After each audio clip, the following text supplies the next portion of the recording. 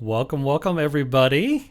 Very excited. This is our session one of D&D 5th edition.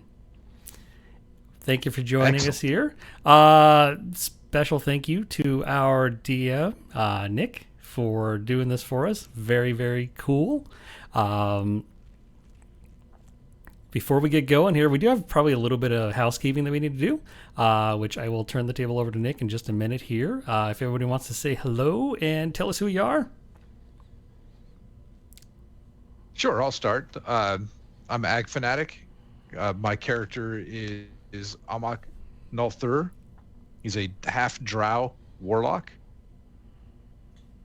Do we go into our backgrounds now, or do you want to wait for that for later? Nick, what do you think? Save it for later. Okay, sounds great. Mayor?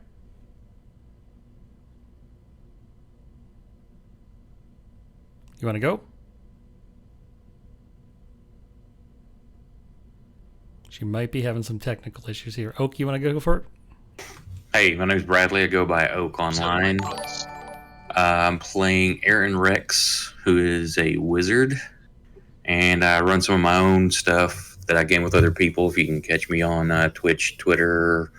Actually, I don't use Twitter much, but YouTube at Uraence, Uraence, on Twitch and YouTube. What's going on, Poison? Thank you for the raid. I appreciate that. Aqua, thank you for the follow. Wow, this is kind of big. Sidwee, how you doing tonight? Now I'm a little nervous. We got all these people in here, and we're doing our first session. This is gonna be kind of cool, guys. Yeah, Meredith, you with us? Can you hear me? I can hear you now. Okay, I'm having a little bit of a video issue, but I will introduce myself. I guess I'm Meredith. My character is Kalessa Ellis, and she is a wood elf hunter.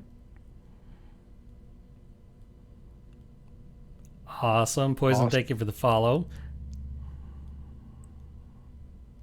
What's your channel? I'll give you a follow. I will put it in our Discord. And I am going to be playing a turtle druid named Yersinia, which is going to be a druid, Circle of Spores druid. So, with that, Nick, take it away, please. Sure. All right. So we do have a little bit of housekeeping left. We had two session zeros already. We started by playing Microscope, which basically allows you to. We created a world together, and we still have a few things. We started making characters during the week. We still have a few quick things that we need to cover. Specifically, I know Meredith, you still need to pick your personality traits. So Meredith, I know you haven't played 5e before. Yeah. It's been a while since you played D&D. So, and Oak, I know you know what you're doing, but I think you said you still have to do yours as well. And I want you guys to. I've got a house rule that I'm going to try out, which is basically from Savage Worlds, which is probably my favorite role-playing game. It has bennies in it, and bennies allow you to re-roll attacks and damage and that type of thing. I'm adjusting it for 5e by just allowing it to give you inspiration. So it's basically like you start the game with 3 inspiration. You'll notice that Fantasy Grounds supports this. If you look on your character sheets under inspiration, at the very top you have 3 dots. So you can click all 3 of those to show that you're starting the game with 3 inspiration. And let me pull this up. So Meredith. Yeah. There are these built-in little personality choices, basically. If you go to your Notes tab on your character sheet, you'll see personality traits, ideals, bonds, flaws. That's basically it. It's got alignment, some other stuff there too. Mhm. There are a few of those that you can choose from, and they are based on your background. So we're gonna pull up your background, and just for all of you to know, right? This is our first session. Everyone is either brand new to Fantasy Grounds or relatively new, except for Oak and I. So we're gonna go slow and easy. We won't be trying to cram a lot of stuff in tonight. It's more about just getting comfortable with D&D and with Fantasy Grounds. But we will have some adventuring to go on. So your background is folk hero. I can pull these up and share these with you here. Yeah, because we talked about a lot of these things. So I just shared a table with everyone. This is just for Meredith, though. Meredith, the first thing you want to choose is a personality trait, and you can always come up with your own. But there's a nice little table to give you ideas. Do you have? You can see the table in Fantasy Grounds now, right? Mhm. Folk hero personality trait. Yes, So I do. you can just pick one of those that you like, and your favorite. You can pick your favorite. If you want to roll, you can. If you don't have any ideas for your character's personality, but if you want to pick one of those, you can literally just grab the text and drag it over and drop it under personality traits on your character sheet. Okay. Let's see, really quick here.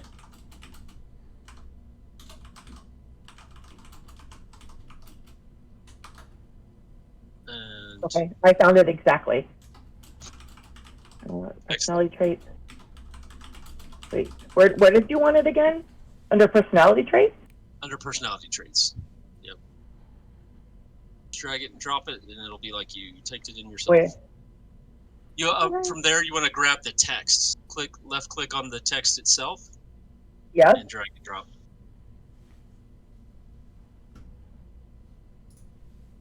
What I was trying to do. Yeah. It doesn't seem to want to go. So as soon as you click on the text, and if you hold the mouse button down, you Uh-huh. should, and then start to move it, you should see that you're holding the text. Yep. There you it goes. It took a second. Nice. I have a strong sense of fair play and always try to find the most equitable solution to arguments. Excellent. All right. Next is your ideal. This is kind of like it kind of fits in with your alignment. It's like what your core belief there. Let me share it with you again. I'll share it with everybody just so Bobby can show it on screen once. So there's 6 to choose from there. They're kind of tied to alignment. You can always, if you don't see exactly what you like, you can always come up with your own. But these are just to give you an idea of how you want to play your character, and specifically the reason why. Sorry. No problem. The reason why I want you all to do these, it helps develop your personality a little bit before you start playing the brand new character, but also it's a good way to earn those bennies. So anytime in the game when you're role playing towards your personality trait or an ideal, a bond, a flaw, then I will give you a benny, which basically gives you another point of inspiration. And you can have a maximum of 3 at any one time. I should be able to, depending on how things are going, you could probably expect to earn 1 or 2 during the game. Any single game night, they'll reset at the end of each game session. So don't be scared to use them. You don't want to hang on to them. Ideals, fairness. No one should get preferential treatment before the law, and no one is above the law. Very nice. Next is your bond. Something that you're attached to, a person, place, or thing. For that.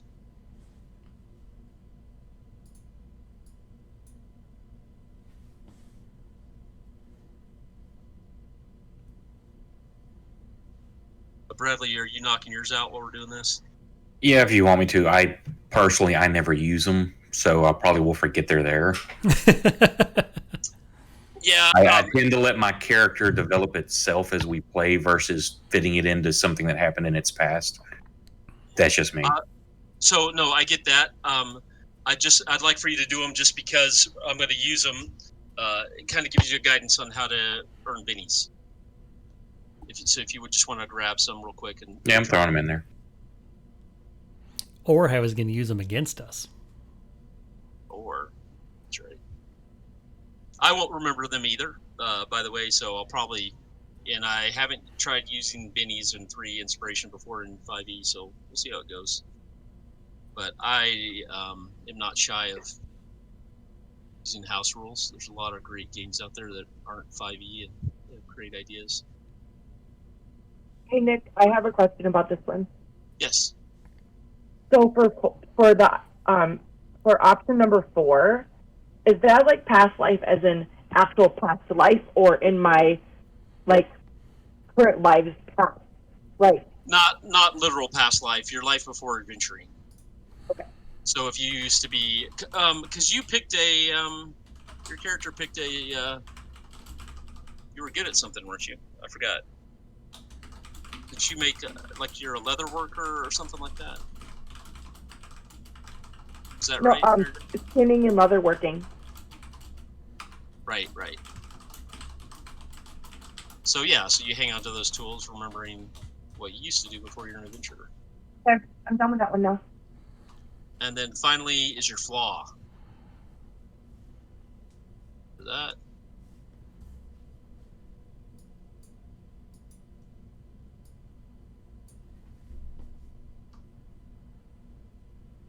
And again, you can come up with your own if you don't like any of those, but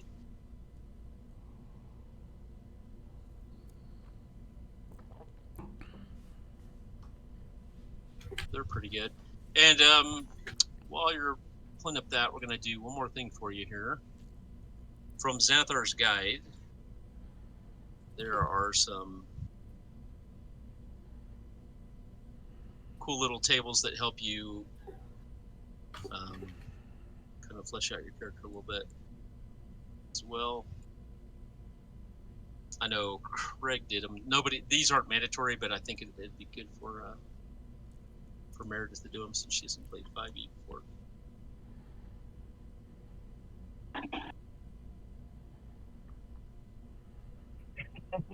I'm having trouble picking between 2. Flaws are fun. Yeah. Especially if you can remember them. They're a big deal in Savage Worlds. You have multiple flaws, and they're a big part of the game. A lot of fun. Okay, I'll pick one. All right. Your flaw is you're convinced of the significance of your destiny and blind to your shortcomings and the risk of failure. So you have a big destiny, huh, ahead of you? I'm more tuned into blind to my shortcomings and the risk of failure. Oh, okay. Now, Homelands, so your Homeland, this is specifically for the Ranger class. I'll read a little bit of this. Rangers, regardless of how they came to take up their profession, have a strong connection to the natural world and its various terrains. Think of your character's backstory, decide what terrain feels the most like home. We didn't do these already, did we? There is one for forest, which I think you We talked about the forest one. We already discussed that I was from a forest. Right. Oh, that first one's really good because it talks about Shadow Hill too, right? Am I supposed to put that somewhere? Just drop it in notes.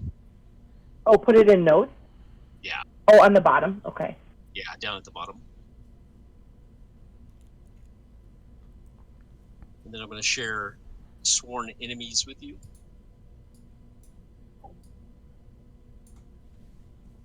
Every ranger begins with a favorite enemy. And what did you choose for your favorite enemy? Do you remember? Oh boy. No. Dragons. What? You chose dragons. Oh, dragons. I thought you said giants. Dragons make sense.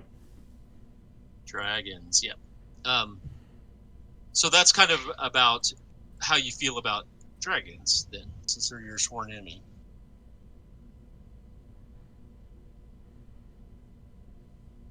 Good. You might hate them. You might respect them. You might collect tokens of them. Although, I think, and we can extend dragons to other dragon-like creatures, like kobolds and dragonborn and stuff like that.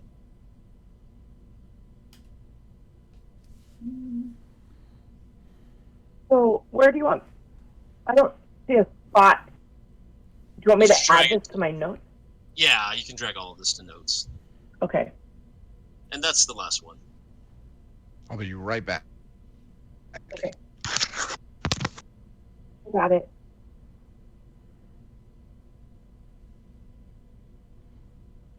Oh my gosh, there's 2 of me now. Huh? Oh, nothing. When he left the call there or whatever, Oh. it suddenly got goofed up a little bit, and now there's 2 of me. Oh, weird. Oh. Okay, so I'm watching this on the monitor, right? And one of them is flipped, and so I'm backwards and I'm forwards. So it's kind of awkward. I can wait, nope, there we go. Hang on, nope, wrong way. Now I'm looking at myself. Yeah. You can do a music That's video. because I can high five myself. Although the problem is for me to look at myself in the camera is this way, and for me to actually be able to see it on the screen is the other direction. So I can't actually see it right now. So I'm trying to high five myself. I don't know if it's working or not. Nick, you said something right at the beginning here that you wanted us to add 3 of something. I think I missed that. sure, that is called the inspiration. Yeah. It is at the very top of your character sheet. Oh, yeah. Bobby, you haven't added yours either. Just check all 3 off. Check those 3 boxes. Got it. I'm Just sorry, I checking that missed was that it. part. We're going to start with all 3 of these. Okay. Yep.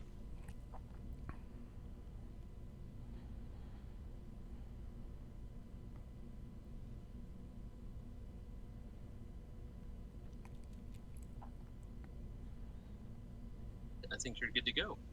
All right. Okay, Les says good to go. Now, let's see.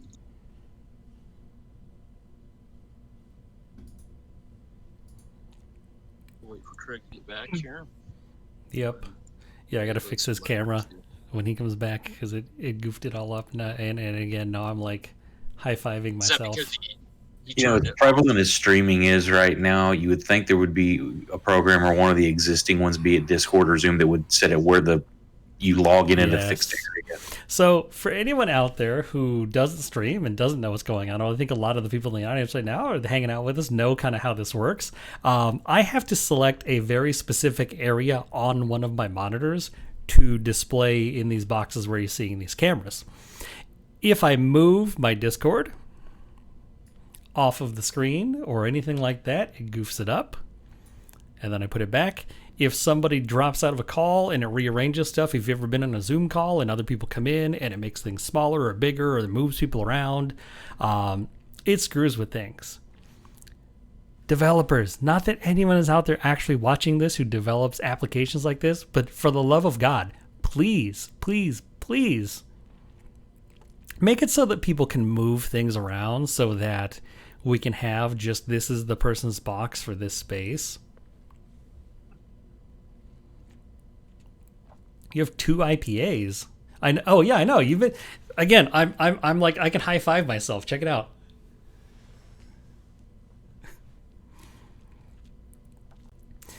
Please, for the love of God, if anyone's out there listening to this, please make it so that we can fix positions. Not only just for like us weirdos on the internet that are playing D&D or streaming whatever video games or whatever else it is. My wife is a sign language interpreter and she is doing distance learning through schools right now. And it's real important that they be able to like move that person or lock them into position in a corner so that they can see kind of what's going on.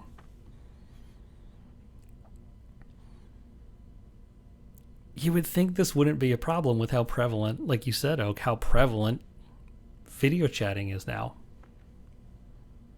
Oh, now I can see the touch screen. Did my video lock up? You did, yeah, but don't worry about it. We got your voice. That's the important part. Hey, I can do this now. Look at me. I'm the DM now. Yeah, I guess Oak's going to DM now.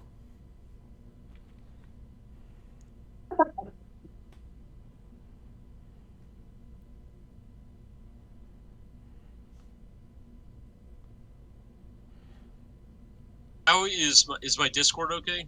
I know my Discord does not like video. You sound fine. Don't worry about the video part. I'm back. All right. Oh, Nick's video start to struggle. Yeah, don't worry about it. Yeah, my voice seems okay, but There we go. That's better. But now I can't high five myself anymore. I'm kind of sad about that. Is this Am I product supposed to be on placement? Is this bad Am I product supposed to- placement? No, I think you're good. all right. I'm just gonna I'll turn my video off for now. Actually, if you do that, it kind of screws with the cameras. If you want to just turn it back, don't worry about it, dude. Okay. Yeah, don't worry about it. We got your audio. We can hear you. That's all we need. All right.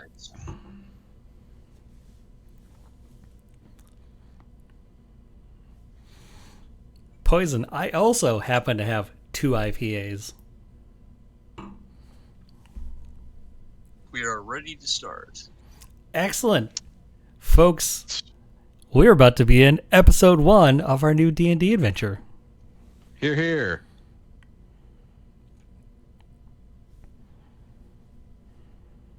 So,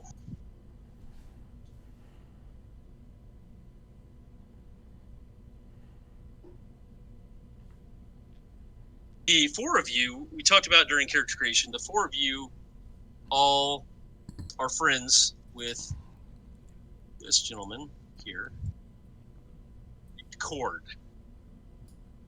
Cord has been around in these woods for a while, where he is maybe a protector of them, maybe a woodsman. Some say he's a wizard, a druid, a ranger, a warrior, a paladin, and maybe all of the above. Hard to say. He has been around for a while as far as humans go. I know that Kalessa, being a elf, has known Cord for quite a while, right? How long did we determine? Like maybe 100 years or so, right? Something like Yeah. that. Each of you know Cord. Sorry, go ahead, Meredith. I was going to say, we said at least like 200 years. Right. Yeah, I think you're right. 200 years. So he does have unnaturally long life for a human, if he is human, it's hard to say. You all have various connections to him. We haven't fleshed those out too much, and that's okay. We're just using that as our starting point. And what's happened is that each of you have wound up looking for Cord, and come upon Cord's place, which is deep in the woods. It's very hard to find. The only reason most people don't even know who Cord is, and most of you have, been to his place. You've all been to his place before. You've spent time with him. For each of you, for different reasons that we covered a little bit, and during the backstory, you all came here looking for Cord for a different reason, and he goes out and out in the woods quite a bit, and will come back after days or weeks, and so he is generally, it's understood that you can stay at his little tower home while you're waiting for him to return. He's got guest bedrooms and what have you, and that's kind of a typical way to catch up with him. So each of you kind of showed up one by one, and I think, roll a die here. We'll say the first person that showed up there was Aaron Rex. So, Aaron, why don't you tell us a little bit about yourself, why you came to Court's Tower, and just maybe a little bit about your background. You don't have to talk too much about it. He's a street urchin. He grew up because one of the major cities, which we haven't named yet, came under attack by the Myconids and during all the other bad stuff going on. And he was about to die when this man Cord pulled him out of the fire, basically, and saved him. He traveled with him for a while and picked up the arcane arts from him. He taught him magic. That's right. And tell us a little bit about your character. What race are you? Class? Aaron Rex is a human wizard. That's about it. He hasn't really done anything yet. What does he look like? 6'1", 180 pounds. Kind of like that background picture I've got up there. Hang on. There. That's what he looks nice. like. Kind of lean, short cropped hair. Cool. Right. All right. So, and you were looking for Cord. So, war. The country's at war, and there are all different types of armies that have been raging across the terrain. There's dragonborn armies and drow armies and undead armies and human armies. There's just this massive war that's been going on for a while now. Why is it specifically that you came to Cord's place? He brought me here because my family had been killed and the city mostly destroyed, and it was either stay there and die or follow this man. And during my stay with him is when he sensed some sort of ability in me to mold the arcane and started teaching me. Okay, so you've been living with him for a while then. Yeah, my short human existence of 28 years.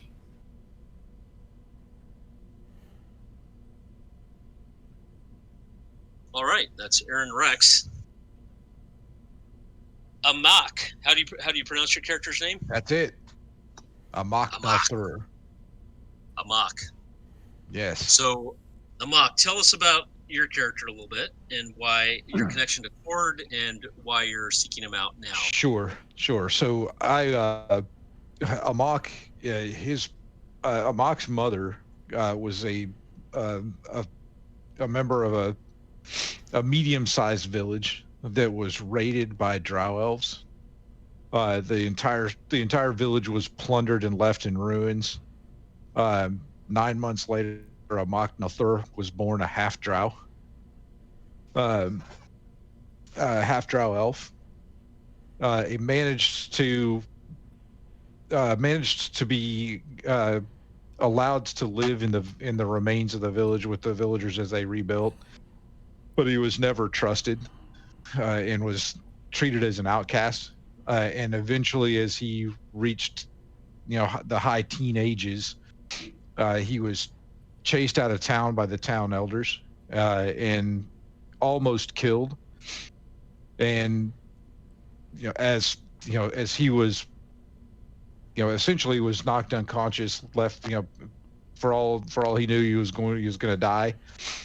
But he awoke from his beating, still alive, with a sitting in stabbed into the ground in front of him was a very ornate or exotic looking longsword, and he felt a connection with some otherworldly being that had clearly infused itself into him.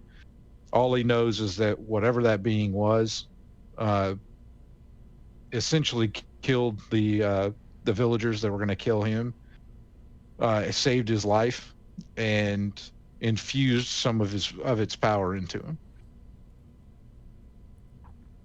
But he does not know what the being is. He does not know anything beyond the fact that some otherworldly being saved him for some unknown purpose.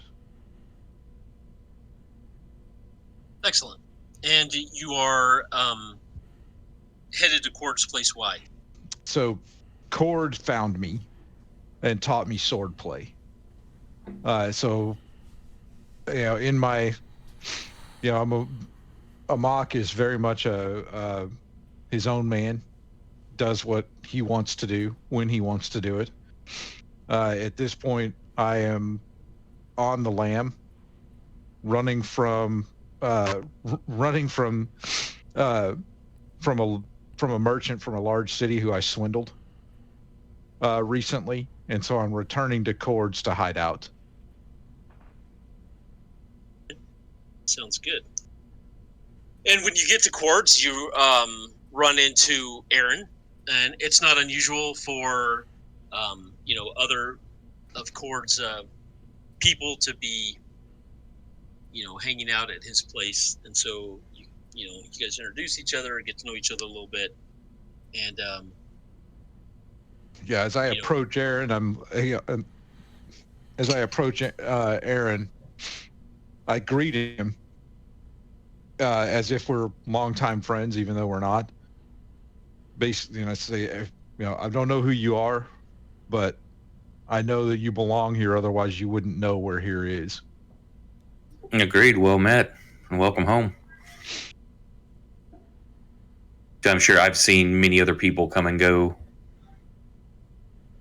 Yes, and we haven't talked about it, but perhaps you guys feel free to, ad lib. Perhaps some of you already know each other and have hung out in the past. I'll leave that up to you guys if you want to interject. Decide that's the case. But you two don't know each other, but you quickly bond a little bit and continue to hang out, wait for Cord. Another and just because we're rolling randomly, and Kaylessa shows up after another day or two. What do you know? The turtle shows up last. Slow and steady. Right? Who would have thought? Kaylessa, high elf, carrying something too, right? Tell us a little bit about yourself and why you're here at Cord's place. Wait, I'm carrying something? Do you remember? You're carrying an egg. Oh my gosh! Oh my goodness! Thank you for reminding me. Okay, now I remember this. So, yep. So, I don't know what we said before. So, I'm a wood elf. I'm a hunter, and I found a dragon egg, and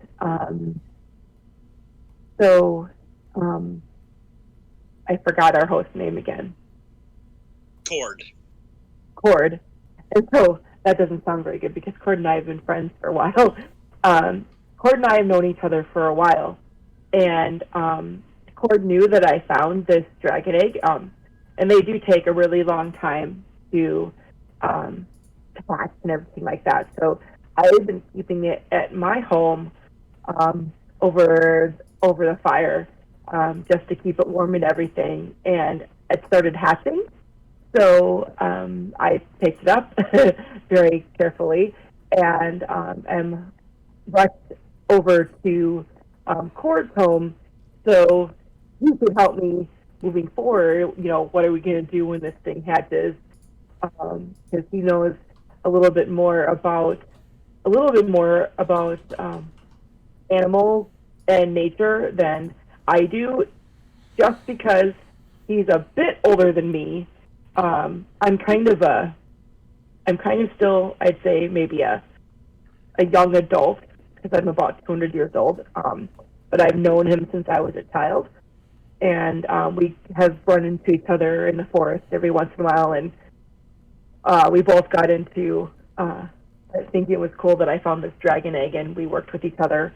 We're working with each other on it. So that's where I am. I come in the door with my dragon egg and hoping that Cord can help me. So I kind of, if you don't mind me, kind of narrating here, what I do is like I kind of rush in the door and say like, hi, hold on a second, I'll introduce myself in a second, and I stick my egg, my dragon egg, on top of the hearth to make sure it stays as warm as possible because I had to take it off the fire, and then I just go around and introduce myself and say, hey, Cord's helping me with this dragon egg. Right. Excellent. I love it. Yeah, it has like a crack in it. It has a very small crack, but you're almost like a mother. You know, you've been watching this thing for years, right? Because Right. you've had it for years. Some And might say a just the mother of dragons. mother of dragons, maybe. The elf time is not the same as human time, so the fact that it has a small crack in it, it's going to hatch any time now, and in elf time that might be weeks or months, but that's fast for you, right? Yeah. Yeah, So before she introduced herself and she's coming in all frantic with this egg, I turned to the warlock. I'm like, oh, looks we have another joined us. This one's brought breakfast too, looks like. And all right. Kaylessa, I'm gonna spin things a little bit. You know one of these two people, and the other one's a stranger. Which one do you already know? I'm pretty sure that I know Almec. The half drow elf, hexblade warrior. Yeah, as she walks in, when Aaron says that, we can't eat it. She's had that thing for years. Oh yeah, turned probably be rotten by now. I turned to Kaylissa and I said, "Still toting that thing around, huh?" It's quite a lovely My albatross. baby. It's My quite a lovely baby. albatross. Happy to see you still have it. Amok, how do you and Kaylessa know each other? We came up. Obviously, she's much older than me, and as Cord was teaching me swordplay, Kaylessa would come through on many occasions. Talking about the egg, no doubt. Yes, oftentimes schooling me in swordplay, as she was much older and far more expert than I was, as Cord taught me. But now I've become her equal. Ooh. The circle's now complete.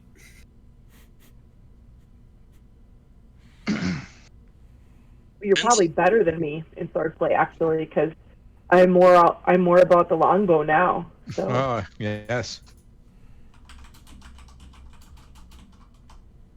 And then finally, you are full elven though. You came up with the elves. I came up an outcast among humans.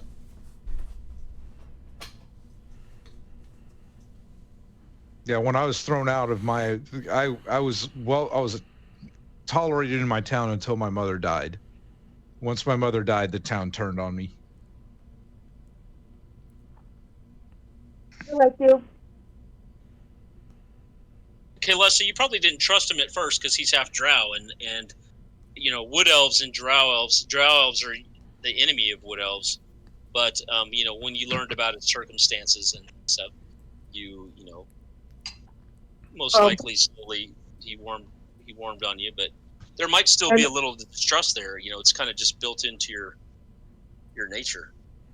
I don't know. It's up to you. But again, any friend of Cord is a friend of mine, and Cord and I have known each other for a very long time. You may have doubted Cord when he took me in. Sorry, go ahead.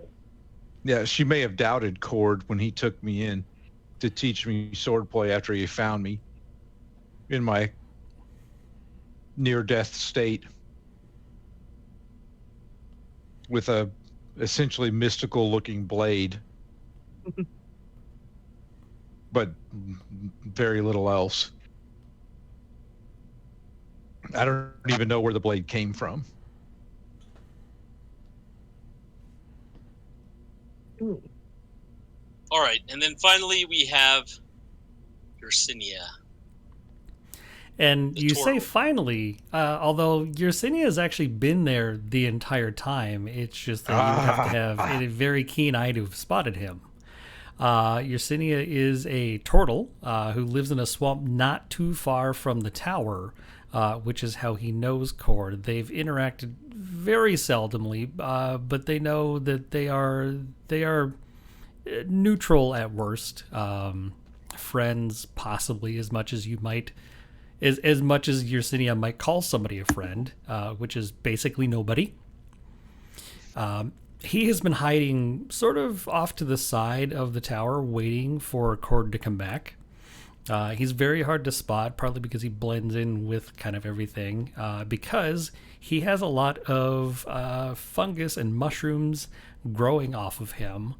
There are many insects crawling over him, so he kind of just blends into a swampy, marshy forest area to begin with. I like that. As a matter of fact, that's going to trigger the first roll of the campaign. Kaylessa, I would like for you to make a perception check as you're walking up to Cord's Tower. If you go to refresh your memory, if you go to the skills tab, you have the perception skill. Perception is something that you get asked to roll quite a bit, so that's a good potential thing to drag down to the hot bar at the bottom of Fantasy Grounds. You don't have to, but you might want to drag it into the middle somewhere. You can always change them around later, delete them. Once everybody has gotten pretty good with Fantasy Grounds, you'll have a little pattern of what you want to do and how you like to do it. That'll save time. But for now, we're going nice and slow, learning Fantasy Grounds as we go. Also, I have a house rule when I'm teaching new people Fantasy Grounds. I teach people quite a bit. And my house rule is we want to learn Fantasy Grounds the best we can so that it becomes invisible. And so, but that makes it a little painful at the beginning as we're learning how to do things. If for some reason you mess up your roll, you don't target the enemy or you roll the wrong thing or something like that, then our house rule is that it doesn't count and you roll over until you get it correctly. Until you do it correctly. But obviously perception is pretty simple and straightforward. That's mostly applies to combat, rolling damage, that kind of thing. So first die roll of the campaign. Kaylessa, should make a perception check. Okay, and the best way to do this would be.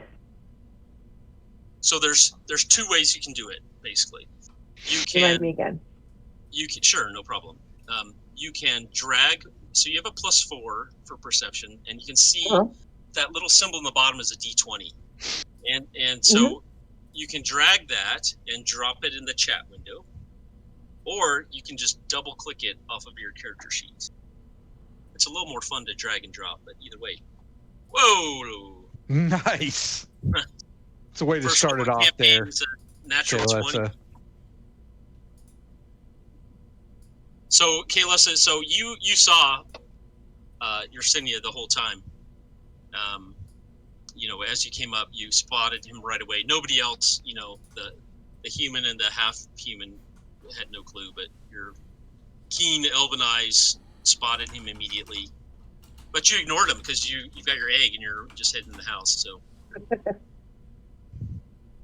I don't know. So, how did you react to that? By the way, there's a turtle outside. Did I notice her notice me? That's a good question. Why don't you, just for D&D rules' sake, why don't you make an insight check? And insight is kind of that type of, I'm not going to ask for skills all the time, but insight is kind of like picking up clues from body language and stuff. Remind me, how do I? Oh, never mind, I got it. Sure. You did not. Okay. You did not see that she saw you. And before we get into it, Nick, are you playing Tower or no for certain roles? I do have the tower up, and I'll wing it. I like to roll in the open mostly, but I may have you all roll in the tower. If those that don't know it, in the lower right-hand corner of the Fantasy Grounds window, it looks like a bishop. Oh, yeah. Looks like a rook. You can right-click on it and unlock it and move it to wherever you want. I put mine by the dice on the left, but that's so it's a secret roll. Like say you're trying to do a perception or you're trying to be stealthy. Well, you shouldn't know if you're successful or not. So you drop in the tower, I and love only it. the DM can see it. I love it. That's great. I had no idea. Oh. That's what Interesting. that was for. Okay, I That's like awesome. that. That's cool. All of you, try it real quick. And it's Yeah. cool. You'll even see the shadow of your die roll. You just don't see the result. So what do? I click on this? Just grab a die. Drag a die You have into to it. drag it and drop it into the onto the tower. Okay, got it. I love that. That's Yeah, awesome. and then in the upper left, you can see the shadow of your die roll. Who else is running a game other than Nick? In case I find myself with additional free time and want to play in another game as well. I don't have one that I'm running currently because of I'm in too many other games in the evenings. The only time I have to run is during the day when everybody's working. Yeah, I'm so Craig's got the fever. yeah, finally. I've been starts and fits and starts, but I'm finally ready to dive right in. This is cool. All right. We'll find some other games for you for sure. All right, cool. I need to run a Savage Worlds game too. All right. So, Kalesa, so we'll pick up there. So you put the egg in by the hearth, and you turn and you see Amok and welcome him, and you meet Aaron for the first time, and then you remember that you saw a turtle. I don't know if you've ever seen a turtle before. They're like a humanoid turtle type creature that was hiding outside. He was grayish green, had a bunch of mushrooms growing off of his back. He was very well blended in to the surrounding terrain. But you find that curious.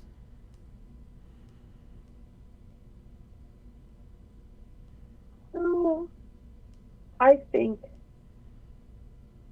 I'll just say, like, you guys, did you happen to see the turtle by the front door by any chance? I look at Kalesa and I'm like, what is a turtle? You mean a turtle? A turtle. I think you're the Did only you one make who that knows up? what a turtle is.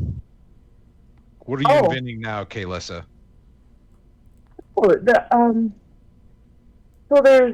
so maybe we should just go out there and say hi. His, So you have an kind of- imaginary friend now? yeah. So you're Why done don't we all, talking? So you're finished talking to the egg. Now you're talking to other things? the egg seems to be doing okay over here, so why don't we go outside and introduce ourselves to the turtle? Wait, what is a turtle?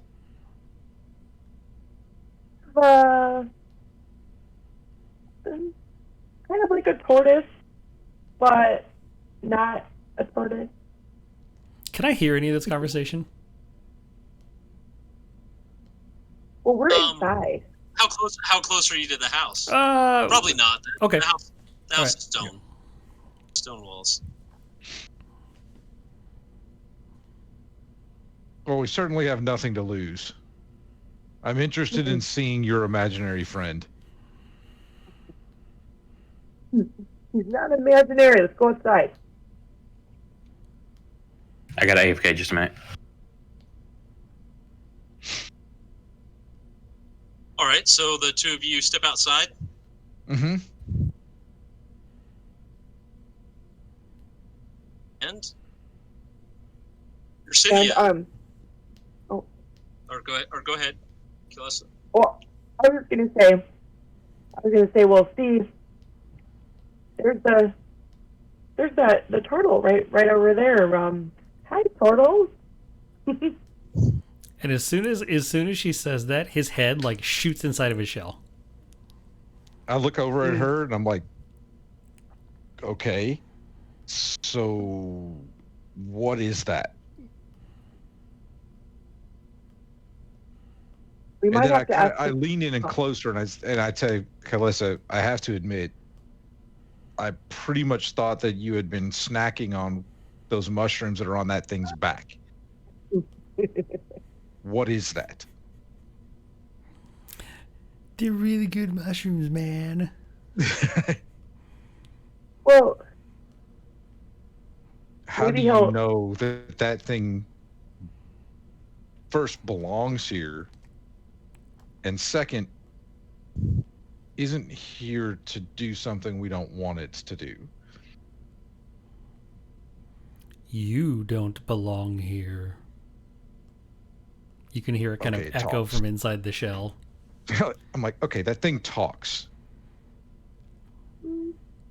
Yersinia, I've had turtle soup. Turtle soup does not talk. Yersinia, we'll say that you already know and have at least somewhat befriended in the way that you kind of don't really befriend people. You already know Aaron Rex, but he's still inside the tower right now, so you don't know who these two people are.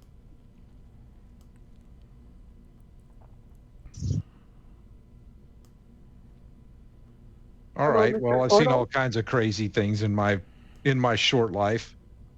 Why not? I am a mock Nelthur. Who are you, turtle soup? And you see, you can see his eyes, sort of. If this were like a cartoon, right? You could see like just inside of the shell is just black, and then just two little eyes pop out. I'm not going to hurt you. I wish you no harm. And just kind of looking around to see, and just very slowly his head starts to come out of the shell. I start reaching around for a carrot, looking to see if I have something, lettuce, something to feed the turtle. There were children in my village that had turtles as pets. Well, and I explained to you that he's a turtle, not a turtle. So he's not your pet. So I walk over a little closer and I say, hello, portal. Would you How like close to? do you get? Oh man.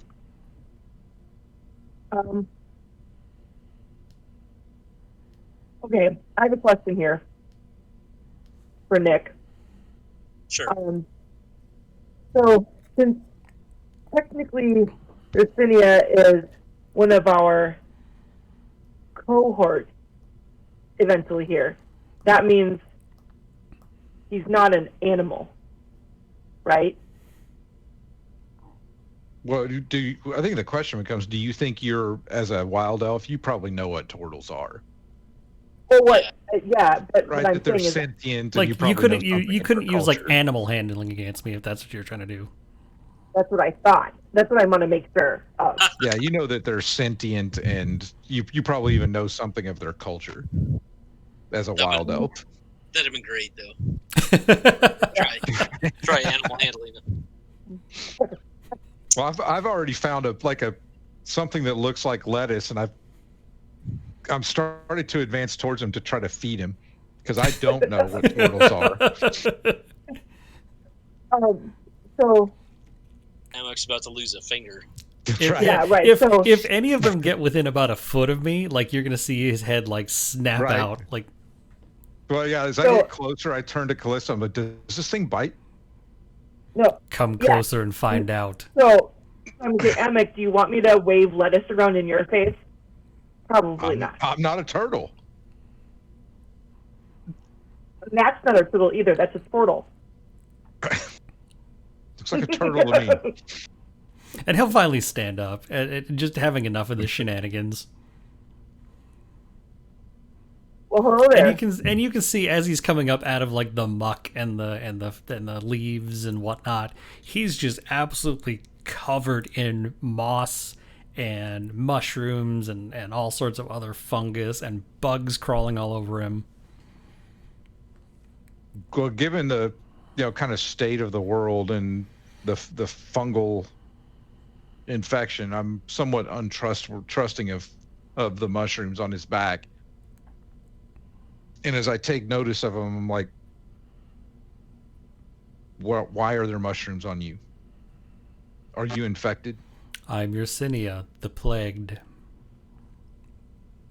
So you are infected. Infected might be a little bit of an overstatement.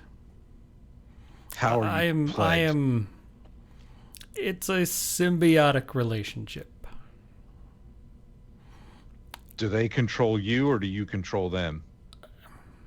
Neither, actually. I provide them a place to live, and they assist me when necessary. Are they safe? Are Safe you only safe? for you? That depends. Are you safe? It depends on who you are. I told you. I'm Yersinia the Plagued. Who are you? I am a Machnothur. You wouldn't be here if Cord didn't want you to be here. I'm pretty certain of that. That's true. He lives on the edge of my swamp.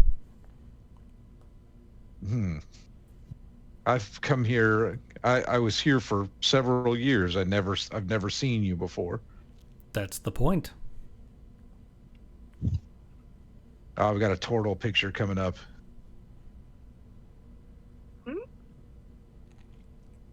Nice. Yeah. Noticing. I think you said something about insects kind of crawling around on you. Mm-hmm. I asked him. Okay, so, Yersinia, I get that the fungus has grown on you, and that you allow it to be there as you have some form of arrangement with it. But what about the colony of insects? What about them? Is that your food? Some of them. Others are also more of a symbiotic relationship. You're a very interesting being. I've never seen anything like you. I will take that as a compliment. Or an observation.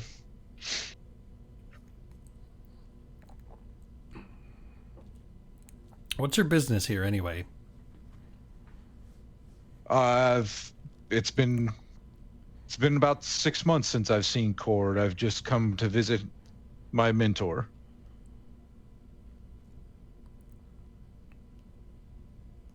And you, the other one? Hello. I'm Silasa. I've seen you. Yeah. I think I've known you've been around, but I don't think we've ever spoken before. I have a dragon egg this time, and Cord's gonna help me with it when it hatches, which is why I'm here. It is hatching. Interesting.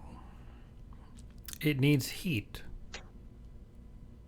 It's on the fire. It's on the hearth. Why are you here? I live here. Well, On not here. Cord's front porch? No. My swamp is a few miles from here. And so you're just hanging out for now, or I was waiting for him hoping to to come find back. Cord? Okay. For no particular reason? Isn't it obvious? This place has been No. overrun. Oh. So's your back. Hey now. And you can see like a swarm of insects start to come up out of the back of his shell.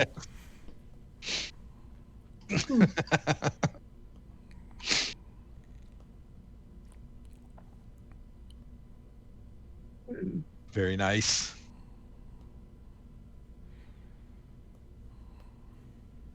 All right, so Yersinia, are you gonna go inside, or do you stay outside for days or weeks? Just curious. I'm not familiar with turtles myself either. I'm sorry, say that again? So are you going to go inside with the others, or do you stay outside always? He'll stay outside and wait. All right. How So long? in spite of being wait? in spite of being half elven, I'm really not a nature lover. I'm more of a city guy. And so there's too many insects and other stuff going on out here for me. I turn to Yersinia and I say, it's been incredibly interesting to meet you. I'm going to take my leave and wait for Cord inside. Run along.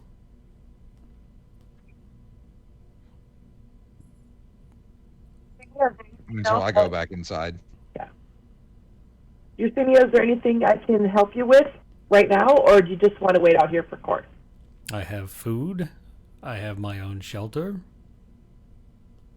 What more do I need? Okay. Well, I'm going to go back in and watch my egg and wait for court as well. Talk to you later. Heat. Give it heat. Thank you.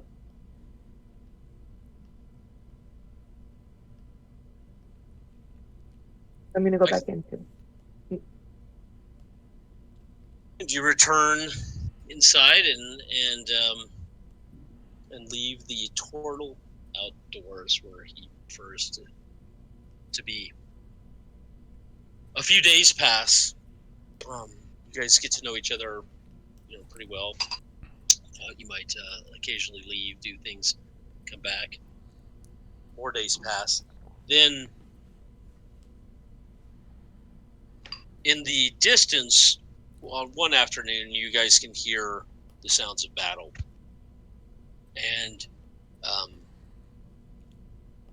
there have been battles that have been happening throughout the land.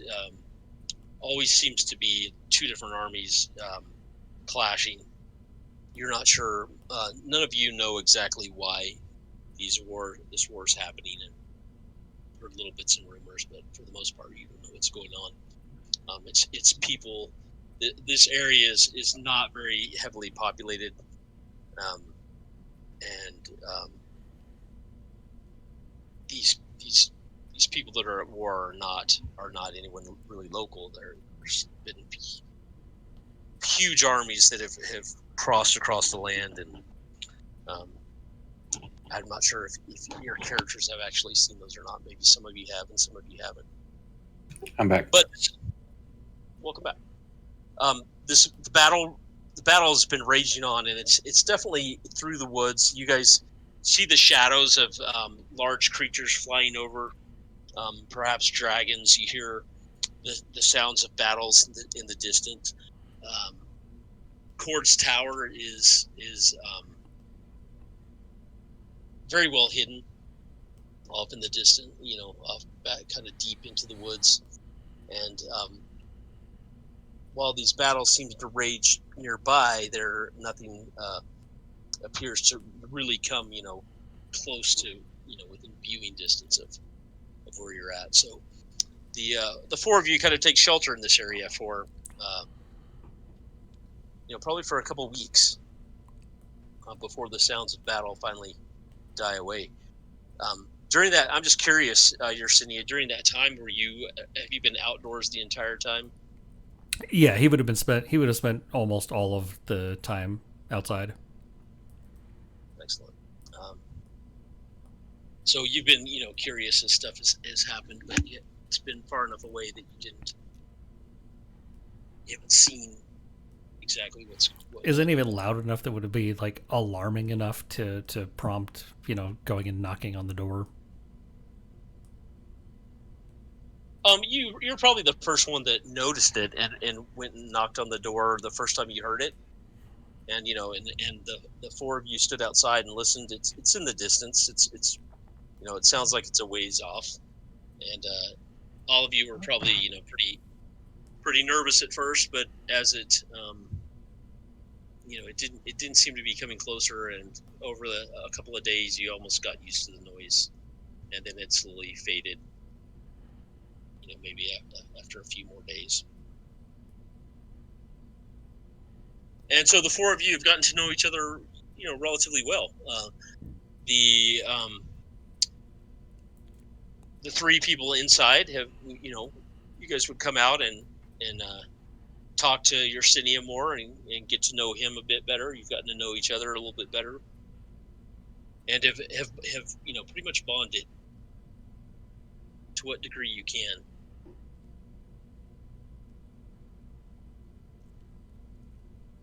Then one day, it's been quiet. Cord still hasn't shown up.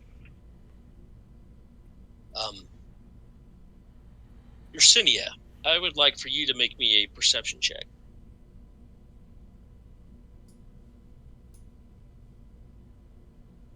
$20. Pretty good to me.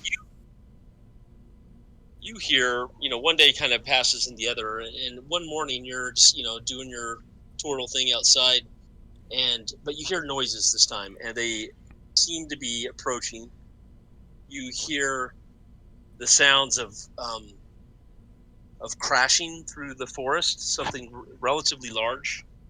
It sounds like you hear speech. Several creatures are approaching. Is it far enough off that I could quietly get inside or to open the door or like whisper to people inside? Yes, if you hurry. Okay. Then I will very quietly open the door and just kind of outside. Now. All right, look. Go ahead. At that point, I've been, mindlessly just passing the time. Maybe who knows what I've been doing. All right, I spin over and I see Yersinia. I'm like, what is it, Yersinia? Outside now. On your guard. All right, so I grab my blade and head for. Are there any other exits out of the tower, or only the front door? Only the front door is the only one that you know of. Okay, got it. All right, so I head for the front door, blade in hand. It's a two-story building. Actually, it looks like there might be three stories. A smaller three-story tower. Windows in the middle level. There's a little section that goes off to the side. Probably a basement. We haven't talked about Court's place, so it's full of knickknacks. Every room is full of. There's plants. There's books everywhere. There's maps. There's scrolls. There's there's 200 plus years worth of accumulation of all kinds of knickknacks, right? So it's the Court's place is always fascinating. Every time you come, you find new stuff that you've never seen before. There's books that you didn't realize were there the last time, and maps and all kinds of things. So it's pretty cluttered. And there's guest rooms and dining area and a hearth and all that. Anyway, as you approach the front door, the rest of you are scattered about the tower. You hear someone yell. Cord! Oh, gotcha. Cord! Can I see out any windows? You said you were downstairs. Here, let's pull this up here. Second here to set a grid on this map. Drop you all into it. So I'm going to reshare the hidden tower map. I'm going to leave that open. If you're running out of space, Fantasy Grounds definitely hogs up a lot of space. So if you need to, you can close windows, obviously, images, that type of thing. Anything that you want to shrink, you can right-click on it and choose minimize, and it'll turn into a little disk that you can place on your, somewhere on your desktop. And it doesn't really work for this map, but they added a new feature. I don't know if you've seen it since how long it's been since you've played. And in the upper right there's an arrow pointing towards the upper right that it puts that as the background so you can have stuff on top of it. Oh, nice. But this one's too big to really move around. So. That's nice. I mean, you can like mouse wheel and scroll on the deal, but you can't really shrink it once it enlarges it. I was looking for something in the settings to take advantage of my 43-inch monitor, but I'm not seeing anything. Yeah, I've got an ultra wide Lord, screen. So that's like a TV. It is. It's a 4K Ultra TV. I have 2 of them as my monitors. So Yersinia come inside. I don't know that would have come inside. I would have just knocked on the door and knock on the door. Mm-hmm. Okay, so you're outdoors then still? Mm-hmm. I thought you came in and. No, I would have gone outside just opened the door. to hide. Yeah, he just opened the door. He just kind of came to the door, cracked it open, and said, "Get out here."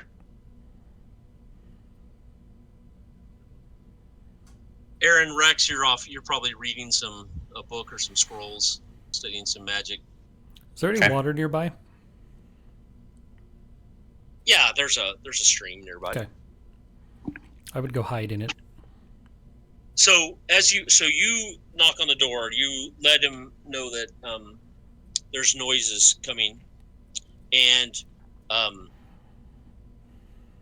pretty shortly thereafter, you hear some crashing through the brush, and you underbrush, I guess, through the trees. You see shadowy figures moving this direction. You can't tell what they are at first, and that's when you hear one of them yell, "Gord!" Can I see anything out there? I mean, can I tell? Are they in the shadows? What is it? No, there's just some creatures are approaching. So you guys have they're about to kind of walk into this little clearing area and see you, unless you're going to you won't have time. In other words, you're Cinia to run all the way down to the stream and hide. Okay, they're pretty much right behind you. I mean, I would attempt to hide somewhere if there's some brush to hide in or something to kind of conceal myself. Just next to you can move yourself. Just try to blend in. Yeah. Blend out, go up to the side and blend in. You had it in this thing. Okay, got it. Can I tell how many? Can I tell how many Looks like people there's are approaching? half a dozen humanoid type creatures, and one of them is as you're hesitating, the turtle heads off. Do you want to make a stealth roll for me real fast? Me? You're Cinia, if you're going to try to hide. Actually drop it into the tower. You got away with one. Very nice. Drop it into the tower. Didn't count. Ah, okay. Yeah, that's the rule that he has. If you do it wrong, you have to do it over. All right. I look over as he's walking away. I can, as Yersinia walking away to hide. I'm like, oh, he's going to be that one. All right, I'm gonna go outside to greet them. See, you see. I figure if they're coming, if they know this tower's here, Cord must have allowed it. So they can't be that bad. So I go out to greet them. So as you start to head out the door, you hear, Cord, it's time to pay for your sins against the Dragon Lord. All right, maybe this was a mistake, but I come out anyway. All right, what, Kilessa, you hear shouting outside. Yeah. So do you, Aaron? Do I hear it? You hear a vague shouting. It didn't sound like any of the three of you, any of the four of you. I just kind of casually get up and go if there's a window nearby, try to peek out and see what's up. Kalesa, what are you doing? I want to go and see if I can help. All right. Are you gonna go out the front door, or are you gonna go downstairs and go out the front door, or are you gonna are you looking out the window, or see what's going on, or? Do we know where each other was at this point? Like before this happened, like would I have known that Kalesa was up on the third floor? And kinda, not really. I mean, y'all are just lounging about. It's been pretty lazy days, right? And quiet, Okay, lazy days. so wait. I'm gonna first, call out to Kalesa, hoping she's on the third floor, as I'm walking out the door, and say, and basically what I'm gonna call out to her is, take this guy's head off if he doesn't want to be reasonable. As I walk out to greet them. okay. And then, go ahead. I'll go up to hopefully that there's like a window that maybe can even be opened that I can look out of. Can you see the map of the tower? Okay, so there I am. Okay, I didn't know how literally I could take that. So, does the window open? Yes. Okay, so basically, I look out the window, but I kind of scrunch down so in case someone's looking, to see to see what I can do to help. And I pull out my longbow in case I need to take off someone's head.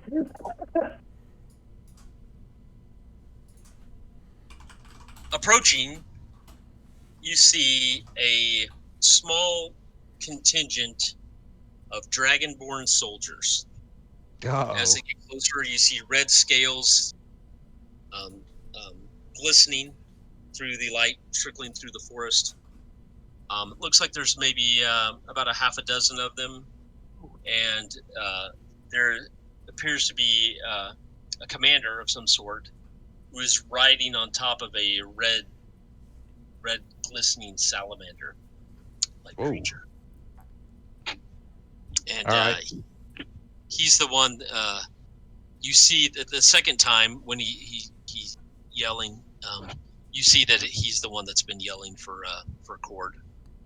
Okay, so I walk out to treat with him. Once I get within ear where I think he can hear me without me having to yell too terribly much, I say, I am a Mochnother, ward of Cord. You're trespassing. Perhaps we can discuss your grievance. At this point, I cast dancing lights, and I just have it centered on my hand as if it's as if it's a powerful magic. And I attempt to intimidate him. Or we can do this the hard way.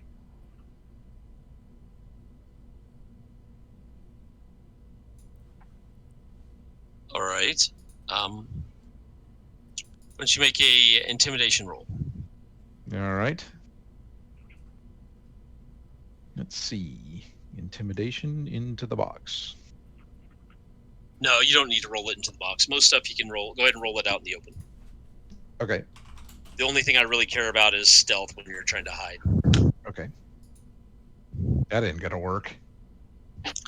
All right. So this guy stops. I've got an image of him here. He kind of he trots up on his salamander. The soldiers are coming with him, and they start to fan out a little bit. One of them does see you. You're sitting. He looks right at you, and kind of makes a menacing motion towards you. The captain that's sitting on top of the salamander, he looks at you for a second and looks around, Cord! Cord is not here. Perhaps you can bring your grievance to me.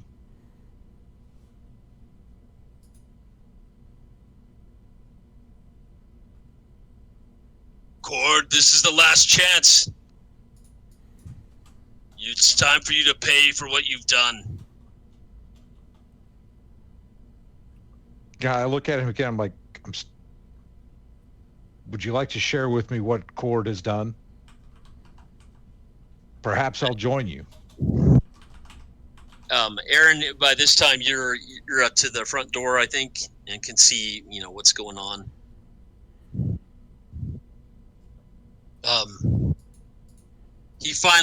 The captain kind of finally looks at you.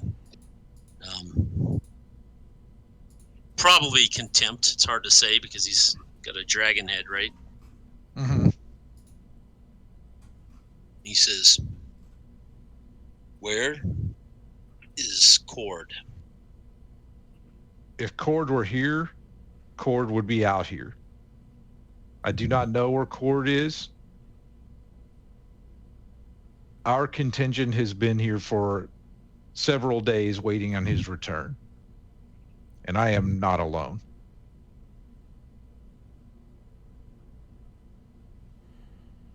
The captain turns to some of his soldiers, to the group of his soldiers, kind of spins his salamander around, trots back behind them, back kind of in the back direction that he came. He says, "Burn the house, take them as prisoners." That's not a wise decision. Let's see if we can come out. Let's see if we can have a conversation about a different outcome. One that doesn't end with your head on a spike.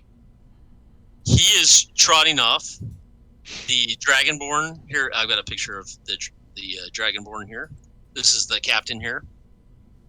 Very formidable looking Dragonborn on. But he's riding on the. Like I said, he's riding on the salamander. He clearly has no interest in discussing anything with you. Has nothing but contempt for the four of you. If he even barely seem to acknowledge your presence. And he's just trotting off, ignoring you. The rest of the Dragonborn are drawing their swords, and we're gonna roll for initiative. Can I do something before he rides off? Let's roll for initiative, and then you can in turn order. All right. So, first combat tracker. You want to open up the combat tracker, which is the cross swords in the top right. You and find a spot to put that there. You can resize that thing a bit. You can also resize the chat window, by the way. All of you, if you need to, you can right-click on the chat window and unlock it. And what I see a lot of people do is they'll put the the chat window under the combat tracker or over and it. Shorten it. And shorten it, right? Kind of make them the same width. That's a good way to do things. But you can do whatever you want based on your, you guys will figure out what kind of layout you like. Combat tracker shows the four of you. And let me pull up all these on your character sheet. On the main tab, the first tab, right smack in the middle is initiative, and you'll want to drag and drop that into the chat window or double click it to roll for initiative. Well, I ain't doing nothing before this guy leaves. Wait a minute. Melissa, you made an intelligence check, not initiative. Oh my god, why did I do that again? No, that's okay. My bad. Right smack in the middle. It's all right. Worked out in your favor. All right. Let me set this up for you all.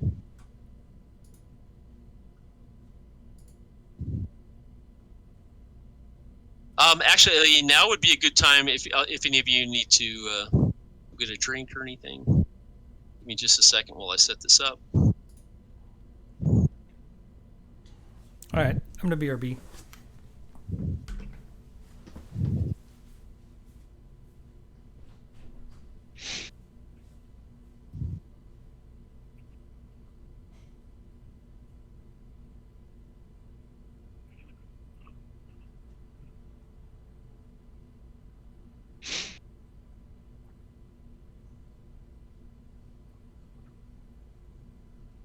You sound like you got allergies or a cold or something.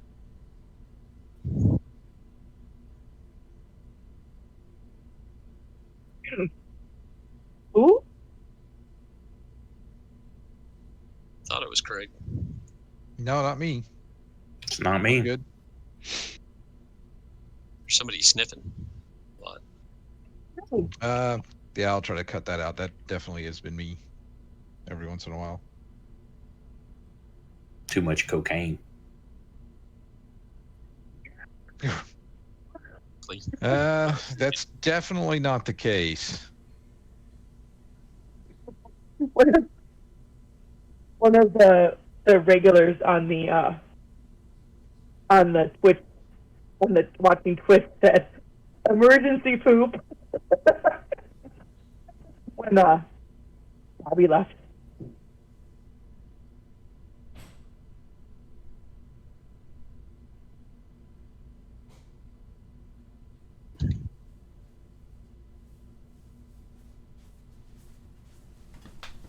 no DM plan survives contact with the players, so I'm gonna change things up just a little bit. That's the truth. Right?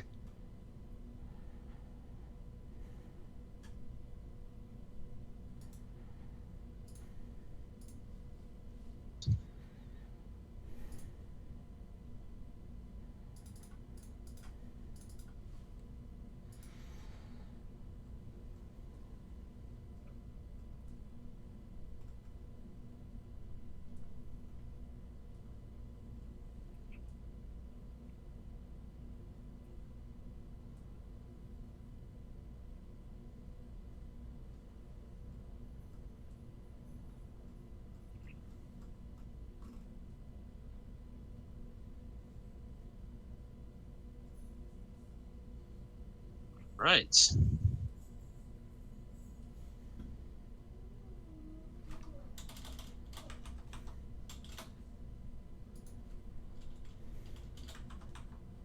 For now.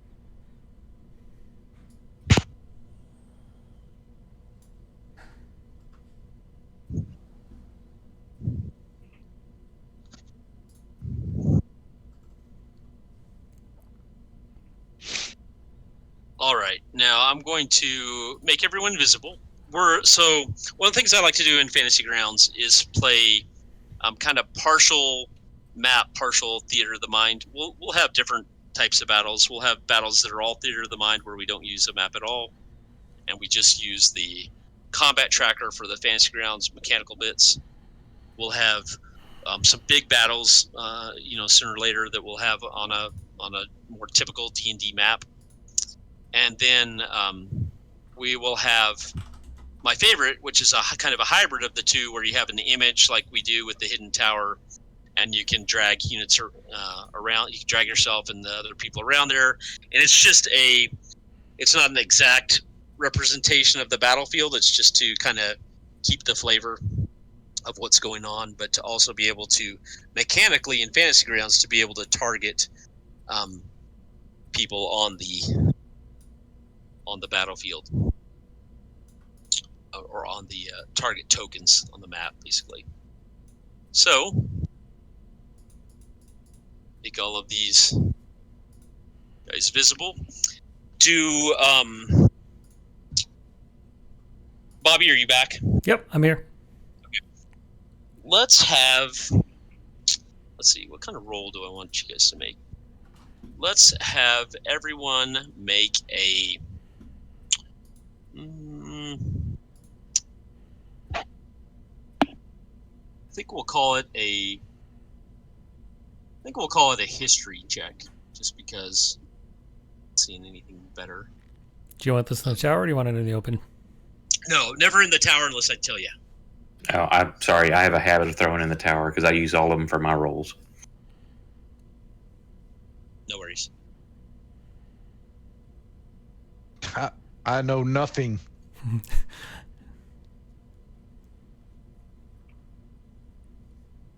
Think we all may have skipped history class.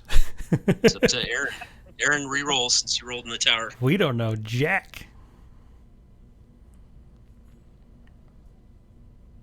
There we There go. you go. None of you have heard of the red scales except for Aaron. Aaron, you know that you've heard of. You kind of are able to quickly put two and two together because you've heard tales of a mercenary company called the Red Scales. They're a large band of Dragonborn. You've heard probably rumors that they've, were in the area. I don't know. What do you know? You tell us. What do you, since we're kind of a collaborative world building as we play too. What have you heard about the? What do you think you've heard about the Red Scales, or where have you run into them in the past? Probably a mixture of where they've done some heroic good things and a lot of bad things. So it's kind of a standard mercenary company stuff. Yeah, they have a harsh reputation, no nonsense, tough.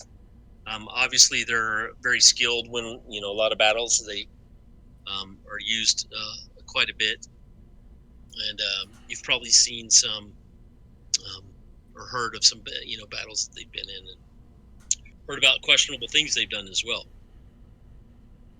So you're a bit familiar with them, but you don't know who any of these individuals are. The start off combat here. Let me ask you a question. Do you all want, one of the options in Fantasy Grounds is to have a little ding play when it's your turn, a little noise, audible noise thing. Yeah, that sounds good. Sure. Sound good? If you decide that it's annoying, we will turn it off. I can always turn it off. Or it's going to scare the crap out of me when it comes on. No, it's pretty small. Right. All right. So, we're in combat. Meredith, I don't know how much you remember about combat from your old school D&D days. Roll initiative. Keep that initiative throughout the entire combat and go in initiative order, taking turns to take actions, right? And we can keep, this is the first battle. We're going to be testing out Fantasy Grounds. We'll keep the battle relatively simple to start off with. Captain Eric. Before we go, I want to ask a question real quick on your opinion on it. There's an option in Fantasy Grounds where it will, at the end of the round, it will re-roll initiative for everybody automatically at the top so that it adds some of the random factor of combat. Is that an option here? I don't know. What does everybody think? I personally love using it. I'm fine either way. Because like it's not a static. Our turtle is going last every single round. There's right, so it's not a static turn order. Yeah. Right. I'm and they go for and against. Like right now, majority of our party goes before they do, but then they also all go at once. So, and it looks like you may have them as a group, rolling as a group too. You can have it set to where it rolls everybody individual as well. Right. Meredith's computer crashed, by the way. She'll be back in a second. Oh, did it really? Yeah. Oops. Oh, that sucks. Okay. Well, we can talk about this stuff. We probably want to wait for her because it's the first combat and she's the newest to D&D anyway. So okay. Third so sidebar. anyway. So yeah, so I kind of like that. I play other games where you roll initiative every round, right? And it definitely adds more of a random element to it. It's probably a little bit more fun. Can be. The downside is that somebody might go twice in a row, or you might go, first in one round, and then you go last in the next round, and so that everybody is going to get to take two actions before you get to go again. Yeah, I mean, sometimes it works out against you. Sometimes it works out for you. You go at the end of a round, then you go at the beginning of the next round. So to me, it evens out. I prefer the more traditional route because it allows you to plan a little bit better. Metagamer. maybe. And then there is a But also at the same time too, it might speed up combat a little bit. Because I guess if we're gonna talk about the game itself, one of my minor complaints about 5e is that sometimes combat takes a little bit of time, just because of you got somebody sitting there thinking about, okay, well, what do I want to do? If I know it's my turn 4 turns from now, I can sit there and think for 4 turns. What am I going to do? You know, if this Right. if this NPC moves here, or if my party member does this. right, Oh, you right. wouldn't like playing under me then, because I go old school rules. You tell me what you do, what you plan to do before initiative happens, because everything's happening at once. So you're not going to get to wait till 4 people go, then decide, oh no, I'm going to do this. No, you tell me what your actions are, and then we roll initiative for it. Oh, I see. All right, so for now, let's leave it standard, especially since Meredith's, just learning, and we will reserve the right to change it in the future when we. Works for me. Or I might I like it. do it for a specific battle or something. Yeah, Yeah. your game. Sure. You decide. Bradley, where is the option for rolling initiative as a group or individually? Is that under the GM options? It should be. I don't have that option available to me in player mode, but it's either under combat or GM, where it should have like roll NPCs as group individuals. And then there should be another option to roll it at the when you put them in tracker, or have it roll. Let's see. Okay, under. Oh, she's rejoining. I can tell because my fantasy grounds freezes up for a minute. There she is. NPC rolls variable or fixed. I think that's damage rolls though. There it is. Auto NPC initiative group off on. Hey, welcome back. Yeah, I think you just want it on. Then when you put them in tracker, it will randomly throw initiative for each one, but you don't want it as a group. Or, like say, if we fought 10 zombies, they're all going to go at the same time. Right. Okay. Meredith, you're back. Apologies, I am back. Everything good? Okay. You haven't Yes. missed anything. We waited for you. We've just been talking about random Thank you. rules that we may or may not want to use down the road. All right, so we're starting the first round of initiative. Meredith, what was the last thing that you heard? Basically, you were coming back, and I saw that the combat tracker was set up. Okay, so we have all rolled for initiative, and we're going to take action in initiative order. Starting with the captain, Captain Arak. He is astride his salamander. His you peons are not worth his time. He's got more important things to deal with, and so he's out of here. His salamander is just scurrying off through the woods. He's not completely out of sight. If somebody wants to, he doesn't vanish into the 100% completely, but he is able to quickly wind his way through the trees away from the battle. I've heard what's going on, correct, with what he said to do? Yes, all of you heard the last part where he said... Okay, before the action starts, as I come walking out the door, and since I know about them and had a good history check, I'm gonna say very loudly where he can hear, let's not turn this into another Blackwood incident, which is, I'm gonna say, is a very historic, like, foo bar where they got their asses totally destroyed. I like that. All right, the Blackwood incident. Take notes.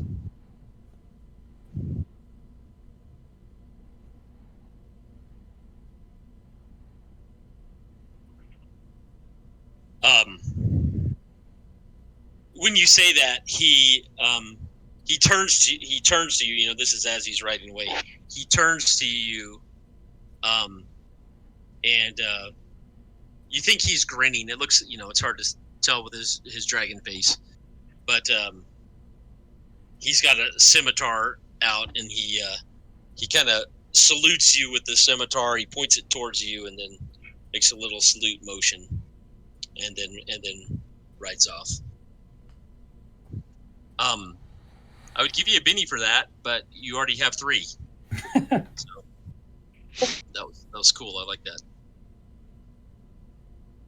So he's gone. He's halfway through the woods, and our first character to go is Amak. All right. How far apart are we? There are you are at the door, right? You and Aaron are at the door. Kalesa, let's paint the scene a little bit better here. So, Kalesa is up in the window, watching all of this happen, has her bow. You are standing kind of out on the front porch. You can kind of see. It'd be nice if you could make these a little translucent, but you can kind of see. You're kind of out on the front porch talking to him. Aaron's in the doorway. Yersinia is off to the side a little bit, and there are 4 of these large dragonborn, armored. Right, they've got relatively heavy armor, reddish black scaled armor, and they're in their red dragonborn. They have scimitars as well. They have spears. The 4 of them are carrying spears, and they're each one of them is big, bulky, 6.5 feet tall, maybe 200, 300 pounds. They've kind of made a half circle around the place, and they've got their spears out and they're approaching for battle. So how far away are they? Maybe 20, 30 feet in front of you. They're just outside of camera shot here if we're looking at the hidden tower. Gotcha. All right. Well, I'm going to, just to prevent myself from getting flanked, I'm going to back up to the wall of the building, and I'm going to whichever one is closest, whichever one has advanced the furthest, I'm going to hit them with an Eldritch Blast. Are we playing with flanking, by the way? Oh, I don't care if we are or aren't. I didn't say it for that reason. No, I was asking Nick if we're gonna play with that or not. No. Okay. All right. So I put my back to the wall and hit this one over here to the left of me. To my, I guess it would be my right. To target him. These positions are relative, right? They're not. Nobody's in exactly these spots, right? This is what I was saying earlier about having a combination theater of the mind battleground. It's mainly just to paint the scene and so that you guys can target these people by clicking on them. So that's what you need to do, Craig. You have 2 choices. You can either probably the best option is to target things, which means holding down the control button and clicking on the one that you're going to attack. Left or right? Left. Nothing is happening. That's not good. There we go. There you go. Got him. All right. All and right. You should be able to see on your screen, you should be able to see a little arrow. I do. Okay. Excellent. All right. And you're attacking him with your an Eldritch Blast. Eldritch Blast. You have not added Eldritch Blast? Yes, I have. Yes, I have. You have it? I don't see it. Under the Actions tab? Yep. I'm literally looking at it right now. Oh, I'm looking at Bradley's character. Yes, I do not have that one. You don't. All right. So that's a ranged attack. Mm-hmm. Right? So you can pick up that. So I've mentioned this before. You can target someone and then you can just click on the button on your character sheet, or you can drag it and drop it onto them if you don't want to target them or if you want to target someone else. Okay, I understand. That's a miss. That is a miss. Yeah. All right. That's my action. All right. What does your Eldritch Blast look like? Since this is the first time we're seeing all of your characters in action. Yeah, very nice. Yeah. So I chant a short incantation, and sparkling dark purple energy engulfs my left hand, and I, thrust my hand forward as if punching, and the blast fires from my wrist all the way through my fist, Excellent. All right. like a crackling purple lightning blast. And that's in your left hand, and you have your sword in your right hand, so you like That's right. cast spells with That's your right. left, and swing your sword with your right. Gotcha. Yep. All right. And I Yeah, need and to the change bolt. I need to change my main page here. I still have my shield's on my back, but I'm not using it right now, so I need to change this. The bolt heads towards the dragonborn, and he just kind of sidesteps in a little quicker than you thought, and gets out of the way. It slams into a tree behind him. Got it. Singes some of the brush. You can also, you can take basically there's move actions, combat actions, and free actions. Yeah, I backed up to the wall with my move action. Okay, so you're outside, kind of pressed against the wall? Yep. I don't want anybody getting behind me or flanking me from the side. Gotcha. All right. Next up is Kaelessa. Kaelessa, you just saw the half-elf shoot an eldritch blast towards one of the dragonborn. You saw the leader right off, and it's tough for you to see him now because through all the trees, especially since you're higher up. But you can see the 4 dragonborn that are approaching. What would you like to do? Well, I'm just gonna be defense here, so I'm gonna peek up through the window, just only as far as I need to enable in order to be able to aim, and I'm gonna aim at, I guess, whoever's closest. So I guess that's gonna be the red scale one with my longbow. Okay, so control. You can see all 4 of them from where you're at. Hiding it there. The way you're described it gives you partial cover, so it's going to be hard. It would be hard for them to like throw a spear at you, right? You'd have they'd have penalties to try to hit you. You can target whichever one you like. Just control and one that you want to shoot at. Oh wait, hold on. Yeah. On the hidden tower map. Oh, you know what? The hidden tower map, just when I had to reboot my computer, it's gone. There you go. Okay, there we go. Thank you. That helps, right? Yeah, that helps. I just wanted to see which one was closest here. So, if that ever happens, also when you open your character sheet, you've got 2 of your portraits on the left and the right at the top, like your little icon. You can double click the one on the upper right, and it'll open whatever map you're currently on. That's cool. Know. Good to know. Okay, so all I have to do. Hold the control button down, left click on one of the tokens, whichever one you'd like to shoot at. Yeah. And you should, once after you've done that successfully, on the combat tracker, you should see that you're targeting red scale 1, 2, 3, or 4, and you should see a little white arrow going from your character to the one that you're targeting.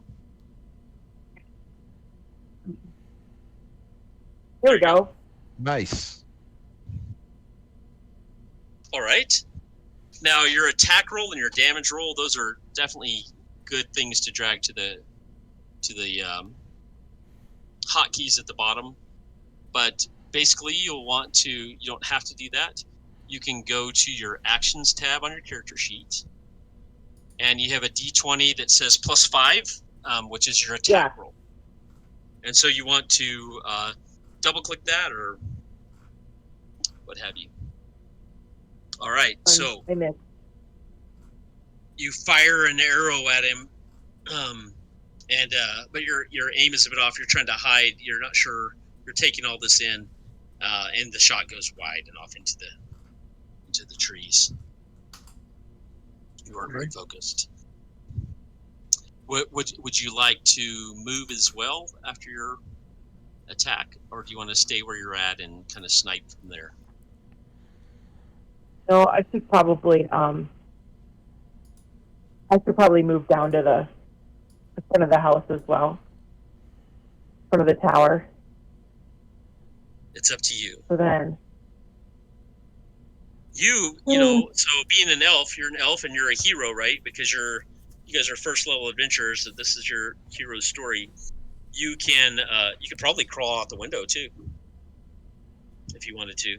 You know, there's like, I see all these cool things on the tower, like there's wooden, things sticking out that you could climb up, get onto the roof, or jump into a tree, or whatever you want to do, just to let you know that it's completely up to your imagination, whatever.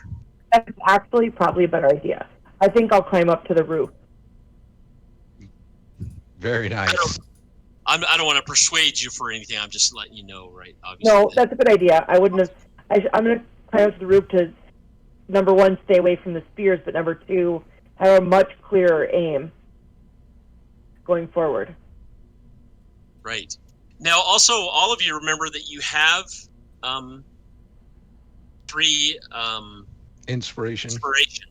and we're I can tell you too, this will probably be the only battle of the night, because we've already we're playing slowly and carefully, Right. so feel free to use your inspiration Yep. as well.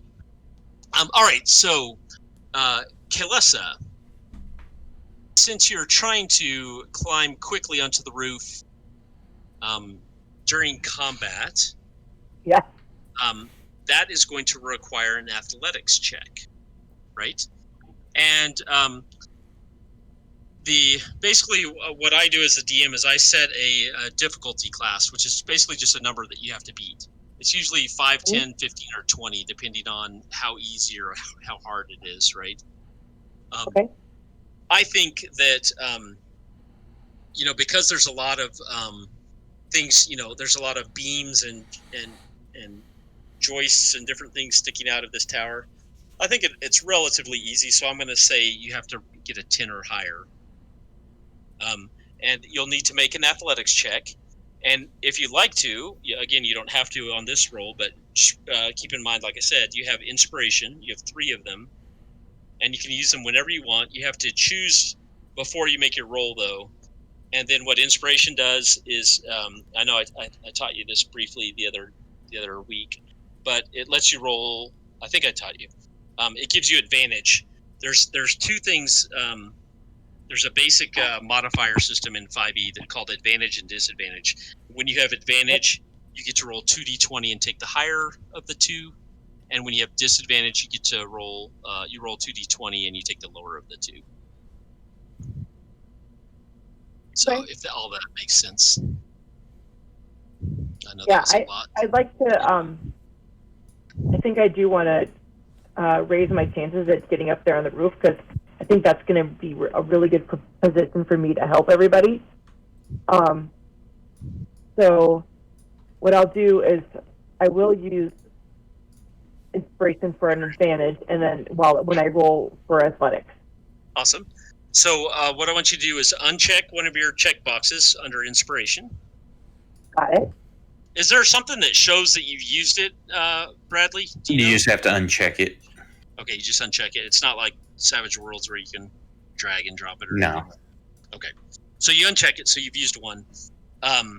Then you in the lower corner there, the lower left, click the ADV button when you roll. Right. Do you see those 2 in the very bottom?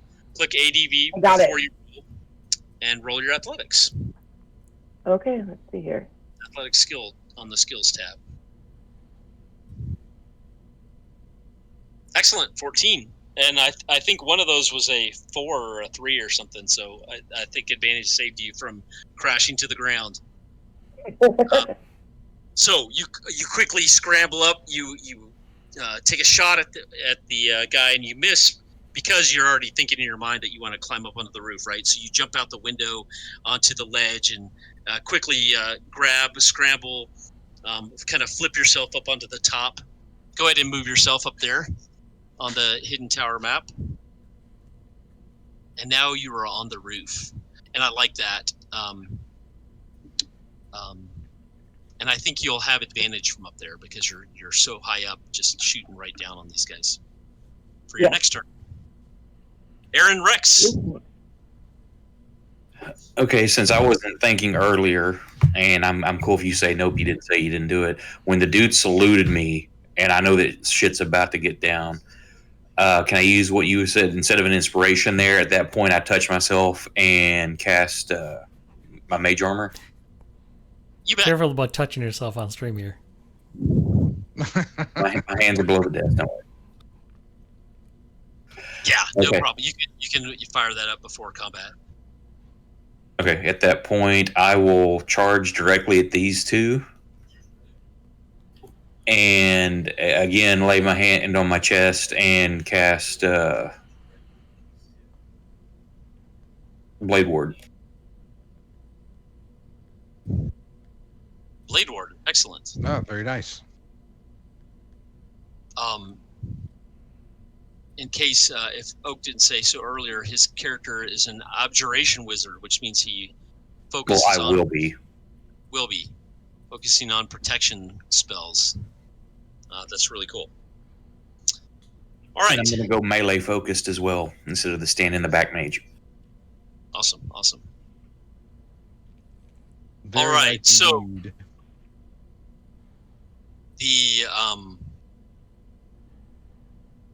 it's the Red Scales' turns, right? And so one of them is off to the far left. He sidestepped Amok's bolt, and he Eldritch Blast, and he didn't even see the arrow that Callista shot at him because he is focused on the Tortle, Yersinia the Plagued, and he's just kind of striding towards you, Yersinia. You're not too far away. He's got his spear out, and as he gets closer, he jabs at you with a spear.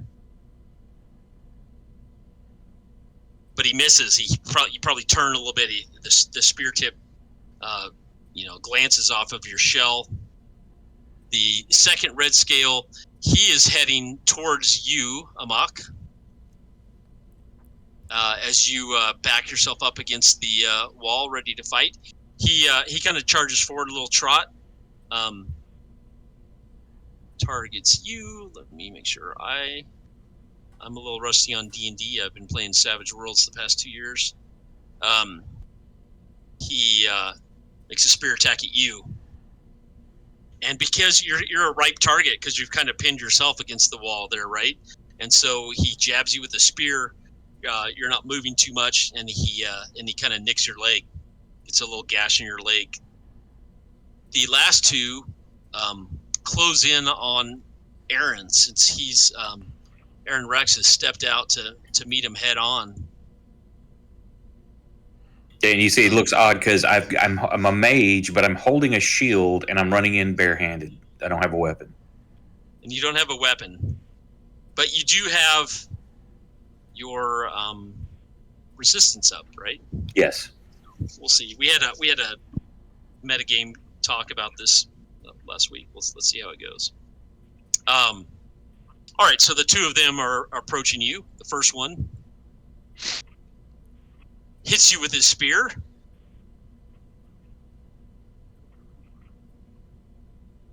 And did that work right? Yep. You take Partially resisted. I took partially 2. resisted. You took 2. Excellent. So that's the first time you've used that magic. What does that look like? So he spears you. It looks like it would be like right in the gut. Yeah, as it stabs into me, the air kind of ripples around where the wound is and just puts a resistance where it doesn't penetrate as hard as he thought it was. Yeah, and it kind of, like the ripple makes it just go off to the side, and it just kind of nicks you a little bit, right? The second one, he's got an automatic miss, and I just remembered I don't have the fumble table enabled. Darn. I love that thing. So, hold on. Or you can always do what I do at home. For mine, if my players or even the NPCs miss, I give them a 25% chance to hit their ally if there's one standing nearby. Yeah, that's a good call. But I also want to enable this critical fumble table here. So there is a fun little table that's built into Fantasy Grounds that will allow you that when there's a critical failure, it rolls on like subtables and it tells you, something crazy happens. So let me just enable that real fast. Attack, fumble, crit tables. Fumble and crit? Sure, why not? You know if the crit table's any good, Bradley? I don't remember because I don't on my home games. I don't even roll with that. I just do the only rule change I have is that you do max weapon damage, then you roll your extra dice because it sucks to get a critical and roll 2 1s. Yeah, right. Yeah, I think that's a good rule. That way, you always at least do maximum of your weapon die. All right, so I'm gonna roll a D4 here, and if he rolls a 1, I'm just making this up on the fly. If he rolls a 1, he's gonna stab his buddy that's next to him. If he rolls a 2, his spear is gonna break. At 3 or 4, nothing happens. Oh, he stabs his buddy. So, you duck as he lunges towards you, and instead he actually probably because you're magic, right? Because that's cooler, right? He lunges at you. You kind of sidestep. You are able to curve your shield a little bit or something. You can I imagine you can probably kind of like deflect blows and. Oh, it's a normal shield. It's not it's a wooden shield. It's not magical. Oh no, I meant your The blade ward. Oh, the blade ward. It's only lasts for 1 round. You can say that as he stabs me, he barely catches the edge of it, and the ward itself like pushes it away. Redirects him. And the other dude's just standing right there, and he wasn't expecting the resistance. And as he followed through, it kind of slid off the blade ward and into his buddy. So the blade ward only lasts for 1 attack, 1 hit, you mean? No, it's one action for 1 round. So next round I'd have to cast it again or it's gone. Gotcha. But it protected you for both attacks potentially. Yes. Okay, I understand now. All right, yeah. So he stabs his buddy, and you hear him let out a roar a little bit there. Yersinia the Plagued, finally. The turtle with the 2 initiative. Yes. How appropriate that he's No super doubt. slow, right? Right? You were the last one to show up at the Yeah. tower, although you were there the whole time. The last one to go in initiative. All right, I'm gonna move over here, just in between these two, and then Sure. Sorry. So I'm sorry. So this is kind of like theater of the mind. So they're not exactly next to each other. Okay. You guys are a little bit farther apart. So I want to get somewhere that I can get in between number 1 and Amok, essentially. Yeah, no problem. Okay. And then I am going to cast Infestation on red scale number 2. Excellent. What does infestation do? What does it look like? Yep, I will. So how do I do that? I have on my spells, I see where it says attack and effect and all that stuff, but I don't have that for my cantrips. It should have. Does it not have a little D20 looking button? So no. So you'll want to This click guy. on. Hold on just a second. You'll want to click on the magnifying glass, Okay. Got it. and Okay. then it'll show you all your buttons, right? Got it, Here's yep. You want a quicker way? At the very bottom of your actions tab, there's mode and display. If you click mode to combat and then display to actions, it will give you only the spells you have prepped, and then it'll give you all the little buttons beside the names if it's under displays actions. Nice. That's why we're paying Oak the big bucks to teach us the finer. Gotcha. You know it. Okay, gotcha. So that's what I'm gonna do, and all of those insects that you see that are like kind of hanging around him, he knocks on the back of his shell, and all of a sudden this huge swarm of insects cool. comes out of him. Nice. Okay, so target him on the map. Yep, got him targeted.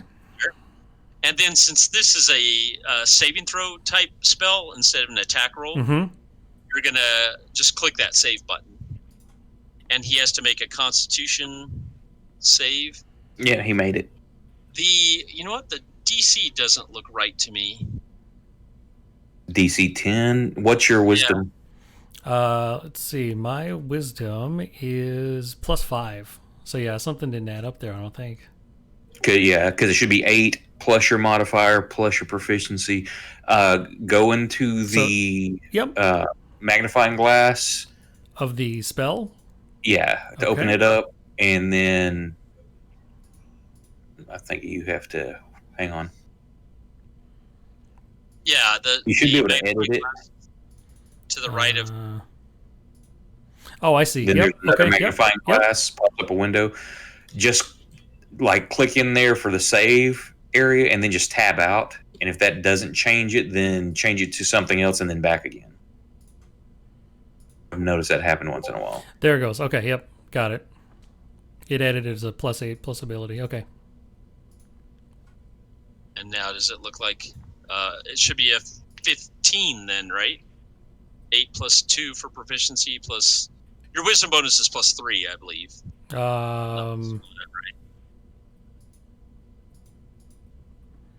My wisdom bonus is +3.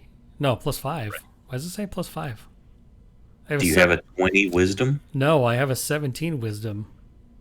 Oh, it's my save. Never mind. I'm sorry. It's a +3. Proficiency. I'm sorry. I'm looking at my wisdom saves. I'm looking at the wrong side of my character sheet. Yep, it's a 17, so it's a +3. All right. Try that save roll again. Okay. Let's try that one more time.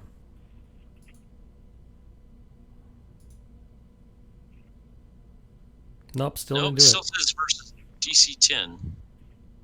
Okay. I wish I could open his character sheet to look at it. So let's see.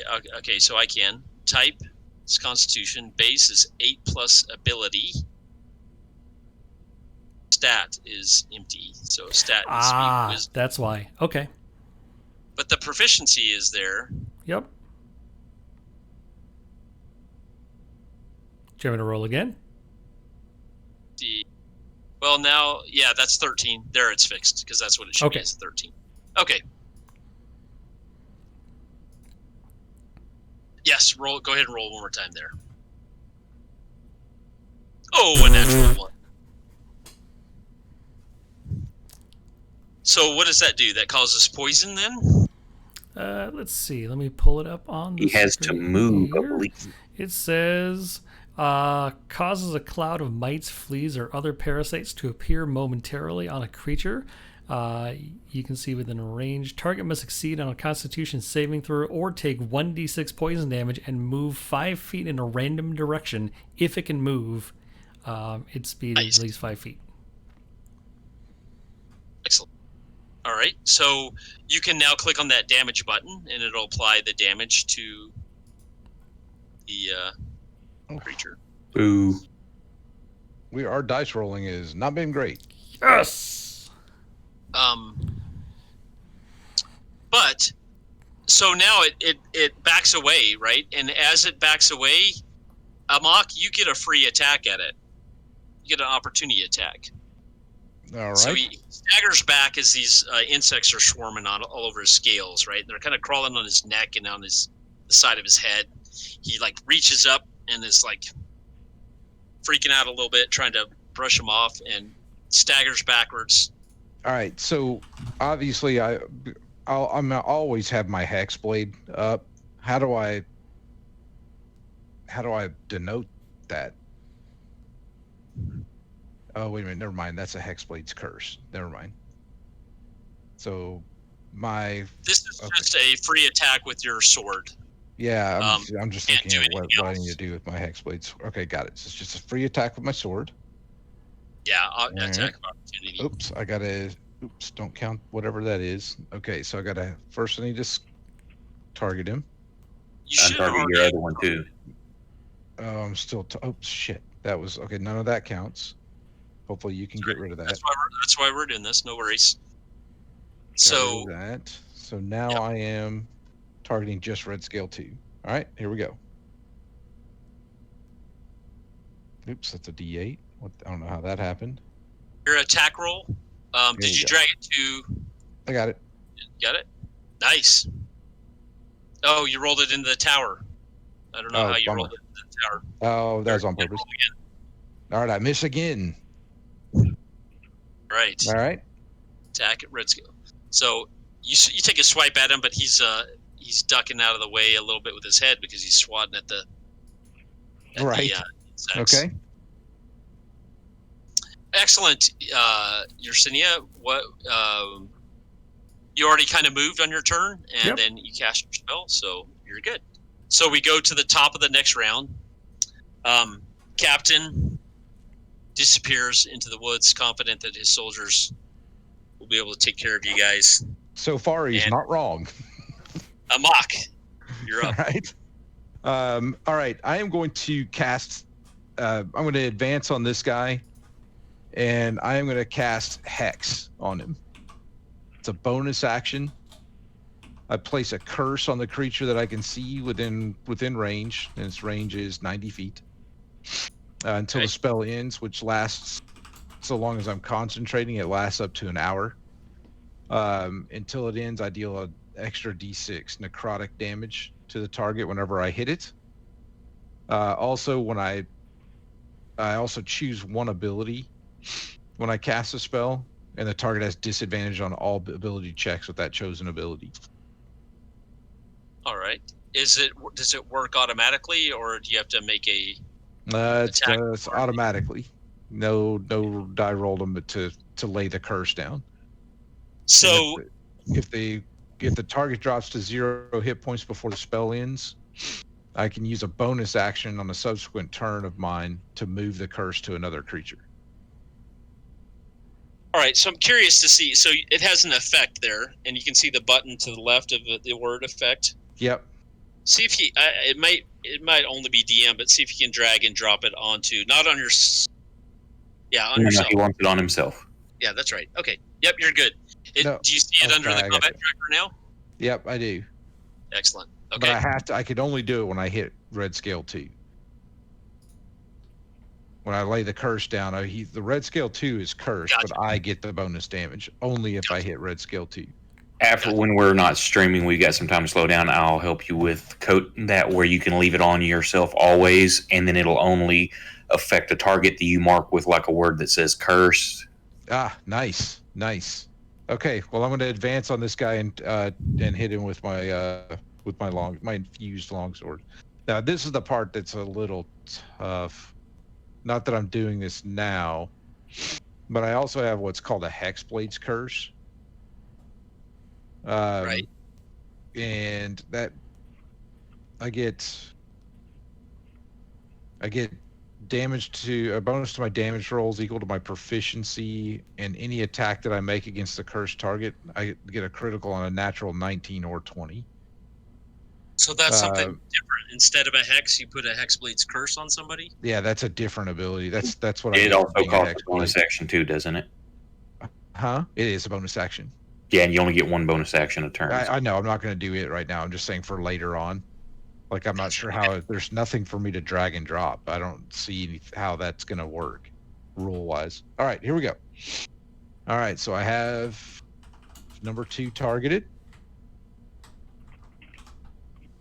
And it looks probably a miss again. All right, cool.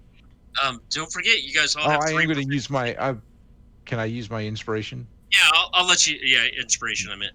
Yeah, I'll let you re-roll for user inspiration. Just 'Cause, roll one more time, right? That's the same as rolling. Yeah, No, just go roll. ahead. Go ahead. I don't care because we're learning and we're also this is a a little unusual house rule. So Okay. Those are off to the side because I didn't know what I was doing. Okay, so right. So advantage. give yourself advantage. Yeah, and re-roll. Okay. Finally. All right. Excellent. 14, 19. 19. What is it dropped? Oh, dropped the 6. Okay, so I hit. All Yep. right. And when you roll damage, it should add the extra d6 automatically. Okay, perfect. Let's see if it does. Your- There we go. There you go.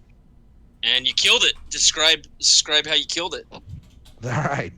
So I cast, as I chanted a hex on him and advanced towards him. My eyes glow brighter red, and as I can do a spin, I did a spinning sword attack towards his head and take his head straight off.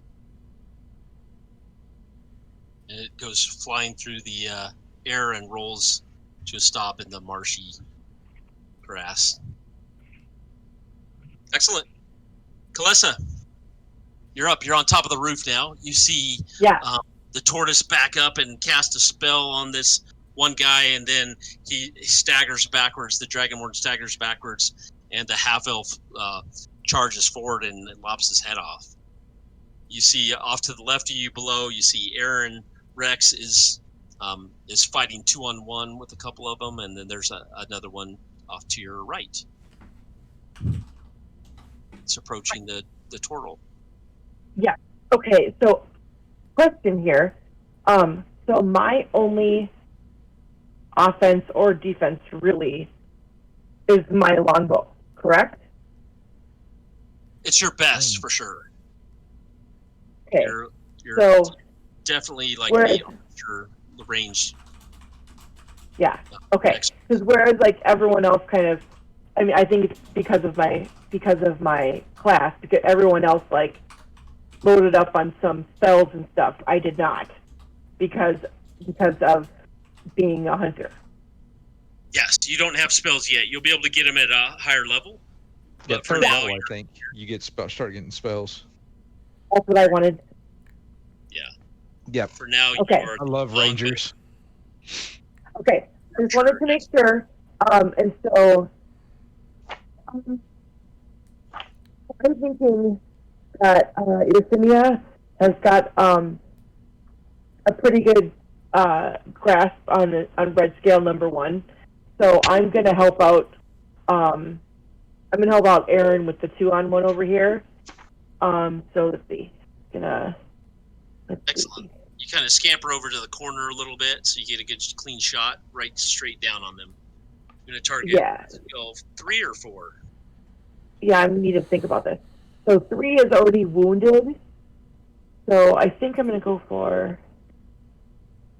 Hold on, in here. That didn't work, did it? There we go. Yeah, I don't really need to move much. I'm already over here on the roof. Doesn't really change much. Around on the top. Now give yourself advantage before this roll, since you've just got a huge height advantage. I think, just being right above him. He probably is barely even aware that you're up there. And make your attack. Okay. And then I will. Hello. I'm doing. Wait a minute. That's weird. Oh no, my skill is there. Sorry, I wanted to make. For some reason, I didn't see the target. That didn't work right. I didn't do that right. On your actions tab, there should be a little D20 under weapons at the very top. Yep, I meant to grab that. Sorry about that. Wrong thing. Oh, you rolled 2 7s. Oh man! It missed. So the arrow hits him. It hits him, but it glances off of his shoulder armor. Now he knows where I am. And yeah, he looks up and sees you, and gives you a dirty look. So you just try to kill him. All right, Aaron. Okay, so is this all happened when he stabbed his buddy? I'm going to assume they're both like right next to each other at the moment. Yeah, they kind of had you flanked a bit, right? Okay, I use that to position myself better since they're standing beside each other, and I'm going to drop a bonfire right in between them. Will that work to target both? Because it affects a 5-foot square. And what is this exactly? Create bonfire. It's a cantrip. Bonfire, right? Yes. So can I target both? Light them on fire. Okay. Are you going to allow that wrong? Because I've had discussions with other people. It's a 5-foot square deal. Some people are like, well, one target takes a 5-foot square, but if you position it between the squares, you can touch 4 squares technically. But how do you say it's a cantrip? So do you want it to affect only one, or can I target both? I would say, it's clever to drop it between 2. So I would say it's only going to affect one of them, but you get a shot at both of them, right? So Well, I mean, if it's only going to go one target, then I'll use a different spell. they have to make a saving throw. Well, Yeah. so what I mean is, like, if the first one makes a saving throw, then the second one will have to try also. Do you know what I mean? So if the first one is successful, he dodges it, but the second one still might get caught up in it. But I'm just saying, but I can roll the save targeting both of them, correct? Yes.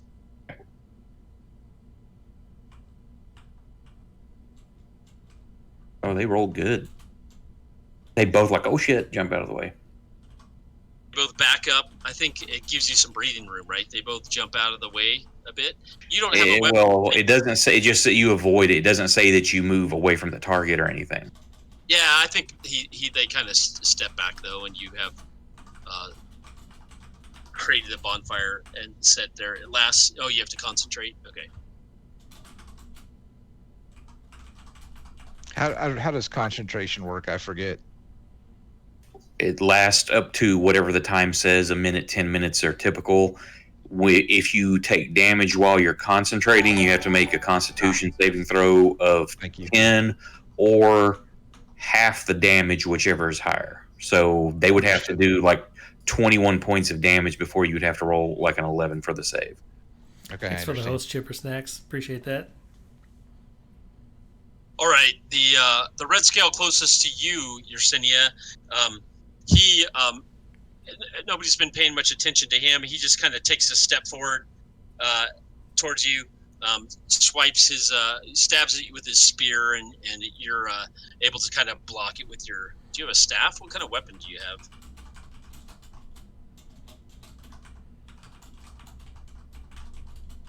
Are you there, Bobby? Sorry. Yes. What kind Quarterstaff. Quarterstaff, right? Okay. So you block it with your quarterstaff, lances it off. The red scale that's backed up away from the fire. He kind of backs up. He sees you. He sees Amok is just lopped the head off. Right. He staggers backwards, and his buddy's head goes rolling in front of him. And so Amok, he turns to you, and decides that you're a formidable. All right. So he is going to switch targets and come after you. So he's now they're not messing around. He's charging you with his spear.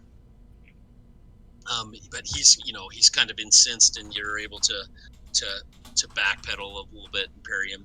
The final one is still engaged with you, Aaron, and makes an attack with his spear, jabs at you over the fire that you've created, but he's standing back, so he's the reach isn't there. He can't quite reach you with the tip of the spear.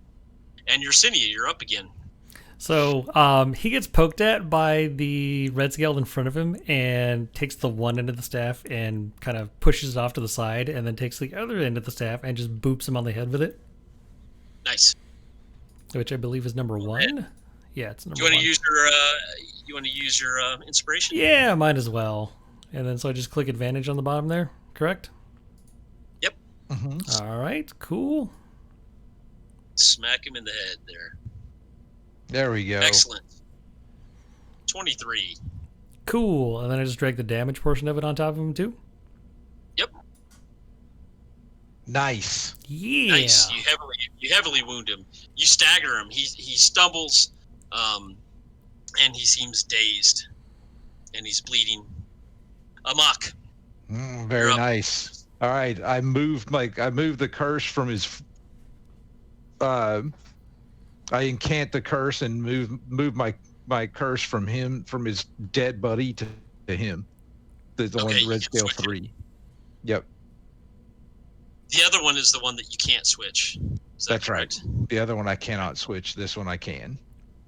All right. Let's see. So give yourself that effect again as a free action. I think I still have it. Maybe I don't. No, you don't. It's on roll. He takes it off. Okay, perfect. So I do that. Yep. All right.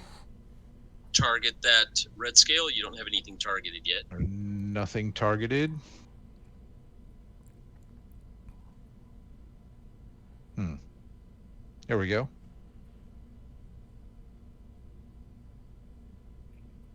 Your attack.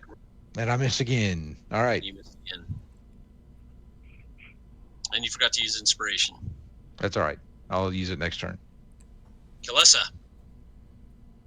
Each of your friends below is paired up one-on-one in mortal combat, melee combat. You see and flashing of swords on swords and on armor, and you have your. I'm going to keep trying to help here, and I see that I'm targeted on 4 still, and that one is not even injured at all. So let's try that again. Do I still have an advantage? Just because you're up there. So, That's what you. Yeah. Yep. Click the advantage button. Make your attack roll. Okay. Nice. You There lean we out go. on the edge a little bit and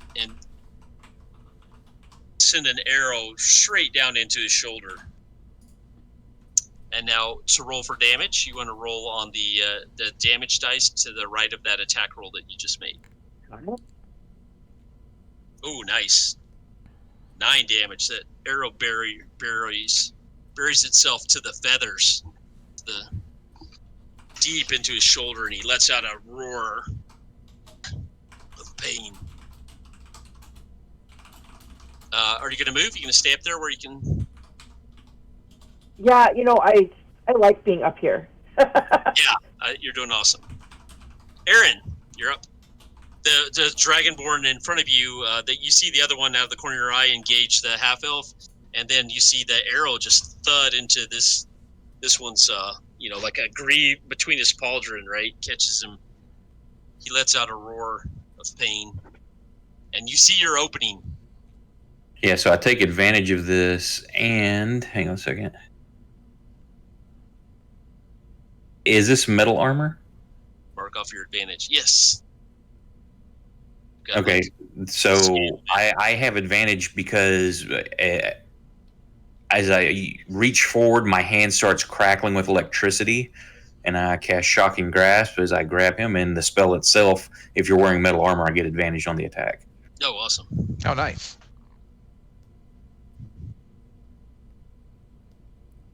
That ought to do it. Nice. Nice. Describe. Oh, I didn't have him targeted. Oh, Hang on. You didn't have him targeted. Oh, you got to start over. Instead of just dragging it on him? Yep. Okay, well, undo the damage I did then. Well, I'll let you slide because you know what you're doing for the most part. No, it's house rule. You gotta roll with it. Whereas You got to take the damage off. Yeah, take the damage off then. Yeah. Okay. This is combat practice as well. Same roll. Excellent. No, you're yeah, you got him. Still with a 1. Oh,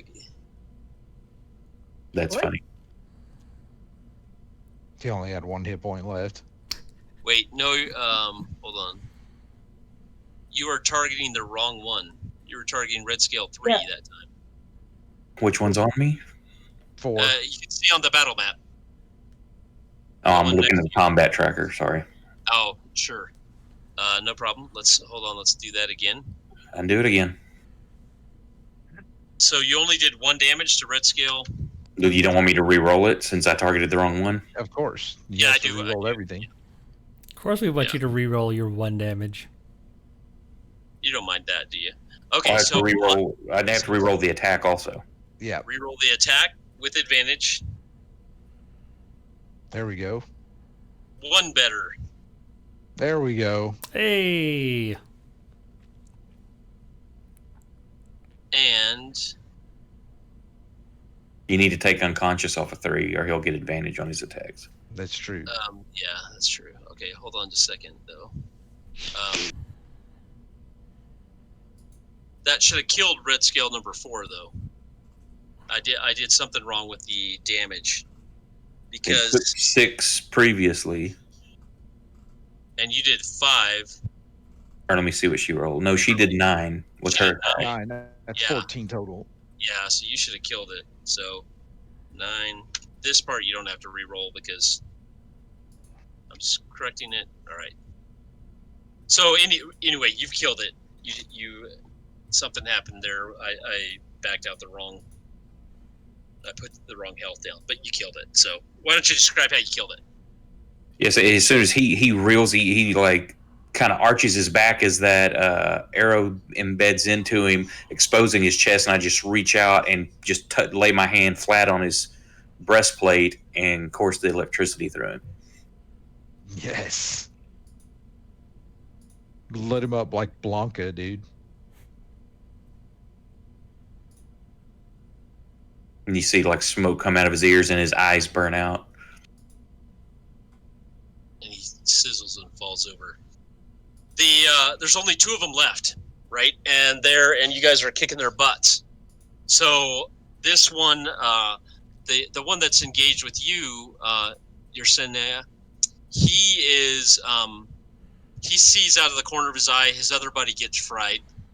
He kind of glances up at the elf up on the roof, sniping his buddies, and he starts to back up, but he's backing up and defending himself. Backing up as in I can take an attack? He is taking the He can disengage to not have attacks of opportunity, or he can go full defense to have disadvantage on attacks against him. he is where's that my little chart for that? Yeah, he's backing up and he is disengaging. He's taking the disengage action so that you don't get a free attack on him. And he's trying. He looks like he's about to run. The other one though is he's full blown life or death combat with a mock. So he swings at him he stabs at him with a spear, and he catches you this time. All right, I've got And you made me take extra damage. 6 + 1. Ouch, I'm dead. No, you only had. Oh. Did you take damage earlier? No. Yeah. Yeah. No, You Oh, took I 2. thought you did. Didn't you take 2 points earlier? I Because don't it only think so. applied. It only applied 7. It I only don't applied remember 7 taking damage. Yeah, that because make it exceeds hit points by 2, so he rolled 9 total. Or you were down to 5. Taking 4 from something earlier. I don't remember that. Let's see. Maybe I did. Well, probably this has been a long combat. That's just weird that it showed that my damage effect showed up again. Oh, it expired. Okay. All right. Ouch. Yeah, it expired. It expired because you're dying. Ouch. Caught one on the chin. So yeah, so he catches you good with the spear right in the gut, through some plates of your armor, and you drop. Ouch. Got to re-roll a new character. Now you remember death saves and all that, right? Yeah, for sure. Yeah, Yeah, you got 3 rounds. you're not dead yet, but you are hurt. Ouch. So Yersinia, How far away are these 2 remaining red scales? well, From one of from them one another. was engaged with you, and he's just backed away from you. So now he's just like 10 feet. He's Okay. 10 feet away from you, walking backwards. How far apart from one another are they? Oh, they're like 40, 50 feet apart. Okay, gotcha. I'm going to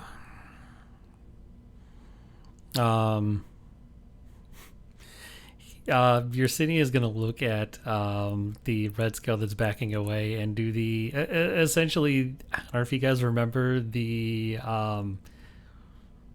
was it a State Farm commercial? I don't remember. Dikembe Mutombo, where he goes, Not "Not in in my my house." house." and cast Restrain on this guy, and cast Entangle on him. Okay. Oh, I didn't have the guy clicked, did I? No, I did not. Yeah, you did. Did I? Yeah. Oh, Says let's he go has along. Yep. failure. Yep. He failed to save, so you've entangled him. Great. So describe what that looks like. Just out of the ground, all sorts of vines and like fungus and mushrooms and things like that, and maybe some insects mixed in there, come up from under his feet and just about like knee deep, just wrap the guy up so they can't move. All right. Before I hit next player, I want to disable the automatic death saves. That's in here, isn't it, Oak? Yep. It Yes. should be, I think, near the bottom. Yes, Chipper's next. He does sound like a fun guy. Then Nice. Auto death rolls. All right. Yes, Justina has lots of fungus among him. So The fungus So, Amok. We're back to Amok's turn. Now, so just a rules refresher for everybody. When you drop to 0 hit points, you have to start making death saving throws. And if you look at your main tab, Yep. down at the very bottom, you have death saves. You're trying to get a 10 or better, and you need either 3 successes. If with 3 successes, you kind of stabilize. With 3 failures, you die. A fumble counts as 2 failures, and a critical puts you back at 1 hit point. All right. Nice. That's right. So I just click this button. Yep. Or drag it and throw it into the chat. Okay. There's the 2 fails right there. Oh! Yep. On my way down. It even put it dying 2. It sure did. That's awesome. All right. That was my All right. turn. Amok is 1 turn from death. oh no. I'll be Wow. using inspiration to stay alive next turn. There you go. Hopefully. Kalyssa. Yeah. So Okay. you see the 2 of them. The one that's off to your right, it's gotten entangled by vines, and it's like being swarmed over by all of this growth from the forest floor and the trees, and it's kind of trapped in place. So you're pretty confident that it's kind of secure. But you just I'm saw pretty sure that's his, yeah. you saw the other one. Looks like you just might have almost killed your friend, Amok. Yeah. So we need to work on that. So if I already have an advantage, using inspiration isn't really going to do any more good, correct? No. There's So no. because I want to kill this guy, dude. Okay. So we'll just do my normal thing, which is all I can do right now. Let's see. Welcome Yeah, to you level should 1 do a little characters. Right. Yep. Let's make sure. There's some other stuff you can do in combat. We'll worry about later. This is just the. There we go. Nice hit. Ooh, that was good. Nice. Okay, so let's do. Drop him. Kill. Nice. Yes. All right. Got him. Describe how you kill him there, Meredith. Oh, sure. So, I'm pretty scared at this point, and so I'm just like, oh, I'm gonna get this guy. And so, I pull back my arrow, and I concentrate, and it shoots right in, right in between his. He wasn't really looking at me, so because he's watching Amok here, so right in between his where he has an open spot, at the bottom nice. and the back of his neck. Kind of in the neck, in the back there, and it just pierces in there, and he's like, oh, and it starts gushing blood, and he Nice. falls over and starts writhing around, and he's dead. Awesome. And he drops dead. And we'll Yeah. we'll step out of combat now because the last red scale is entangled. But you all have a friend who's about to die. Do you? My turn. I was going to run to him and try to help. I was gonna say I can just cast Cure Wounds on him. Do you have healing spells, Aaron, Rex? No, I was going to use medicine, which I'm not trained in, but a dude's dying, so I got to do what I got to do. Yeah. But if you fail, then doesn't he fail a save? Yep, I was going to use inspiration. Yeah, just let me cast Cure Wounds on him. I got it.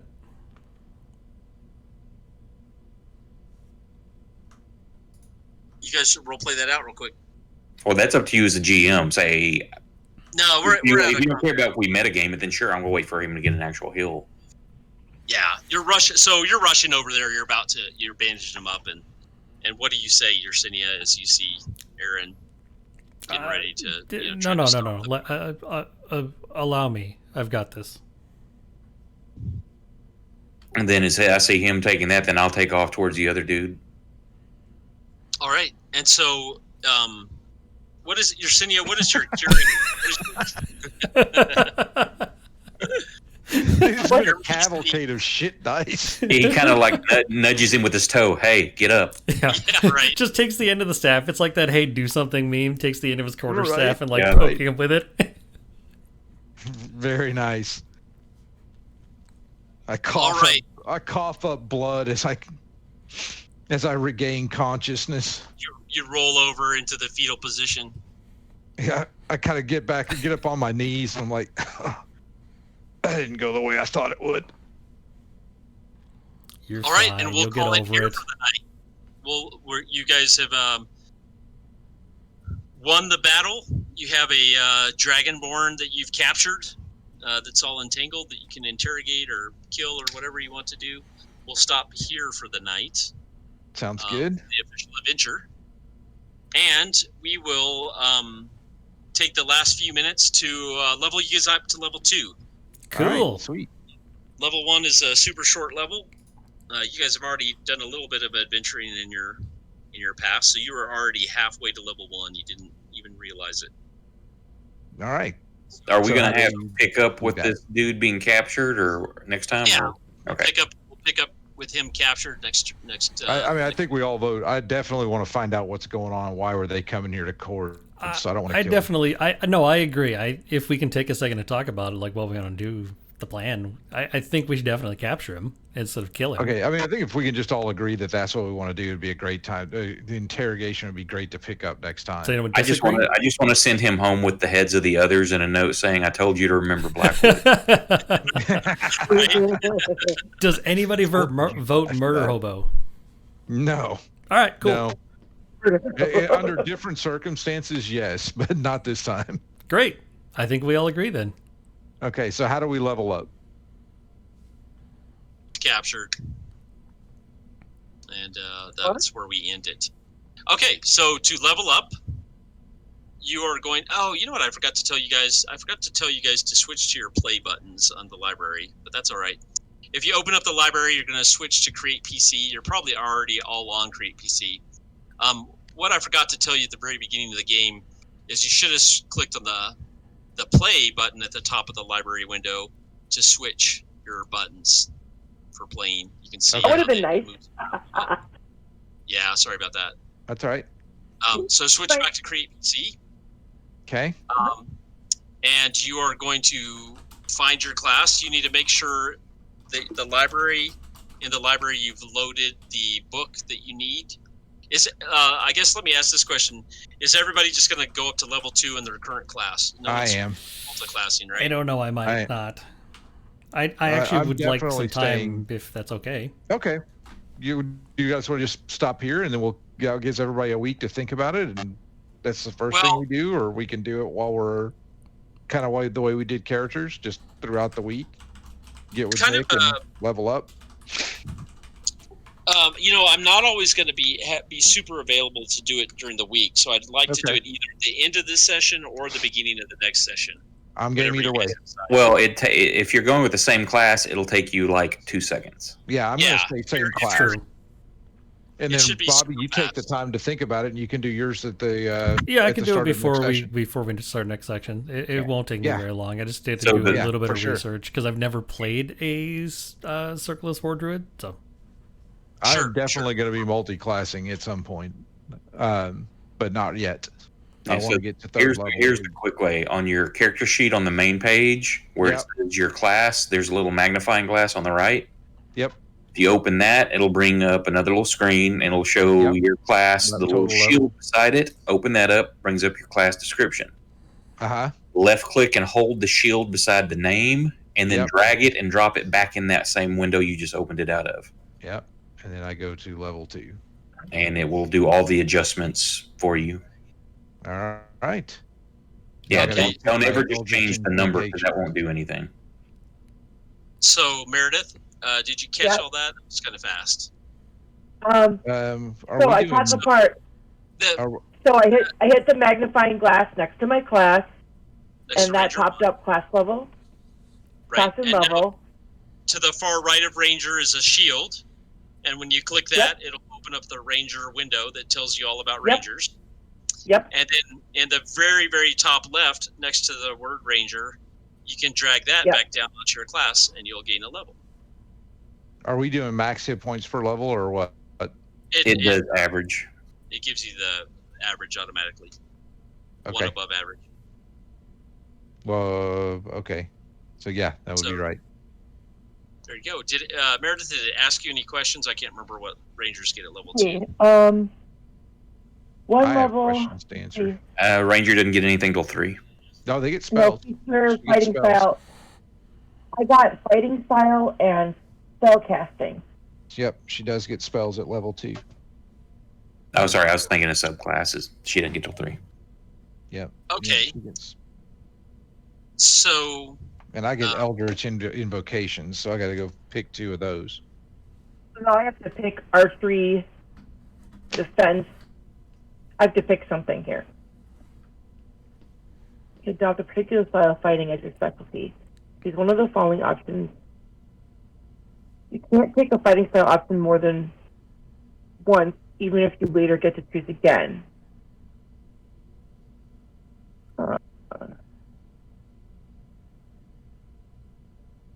second level, you get a fighting style that you hit, right?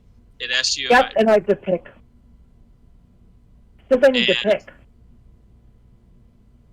You need to pick one of the fighting styles. Does it have? Yep. Or you Yeah, choose- it says archery, defense, dueling, or two-weapon fighting. So you probably want archery, right? Because that'll get Yeah. you bonuses. I can tell you exactly what they do. Archery gets you +2 to your attack rolls with range weapons. Defense gives you a +1 armor class, and dueling is for when you're using. If you don't want dueling, it's for a weapon with no shield. No. And two-weapon fighting would be if you wanted to start using, like, two short swords or 2 scimitars, one in each hand. And this is one of those extras that I just type in the note myself. So, So you probably want archery, but it's up to you. yeah. Dueling with two-handed would be a choice. All right, Okay. and then you get spells at second level. I thought it was third. Okay, Well, it says spell casting. Yep. So, so that's right. um, So do you want? We don't need. I forgot you got spells. Do you want? We don't have to rush right now. How are you doing for time? Do you want to I'm take fine. 10 minutes, 15 minutes to choose spells, or would you rather do that some other time? Oh, I can do it now. I'm Okay, going to give awesome. mine a lot of thought. So yeah, I'll gonna give pick mine my some thought too. I'm going to pick my invocation between now and next session, and we'll just do it right at the start. Yeah, that's fine. All right. Hey No guys, problem. it's, I can it's try great. to- I'm gonna go hit the sack. I got an early morning.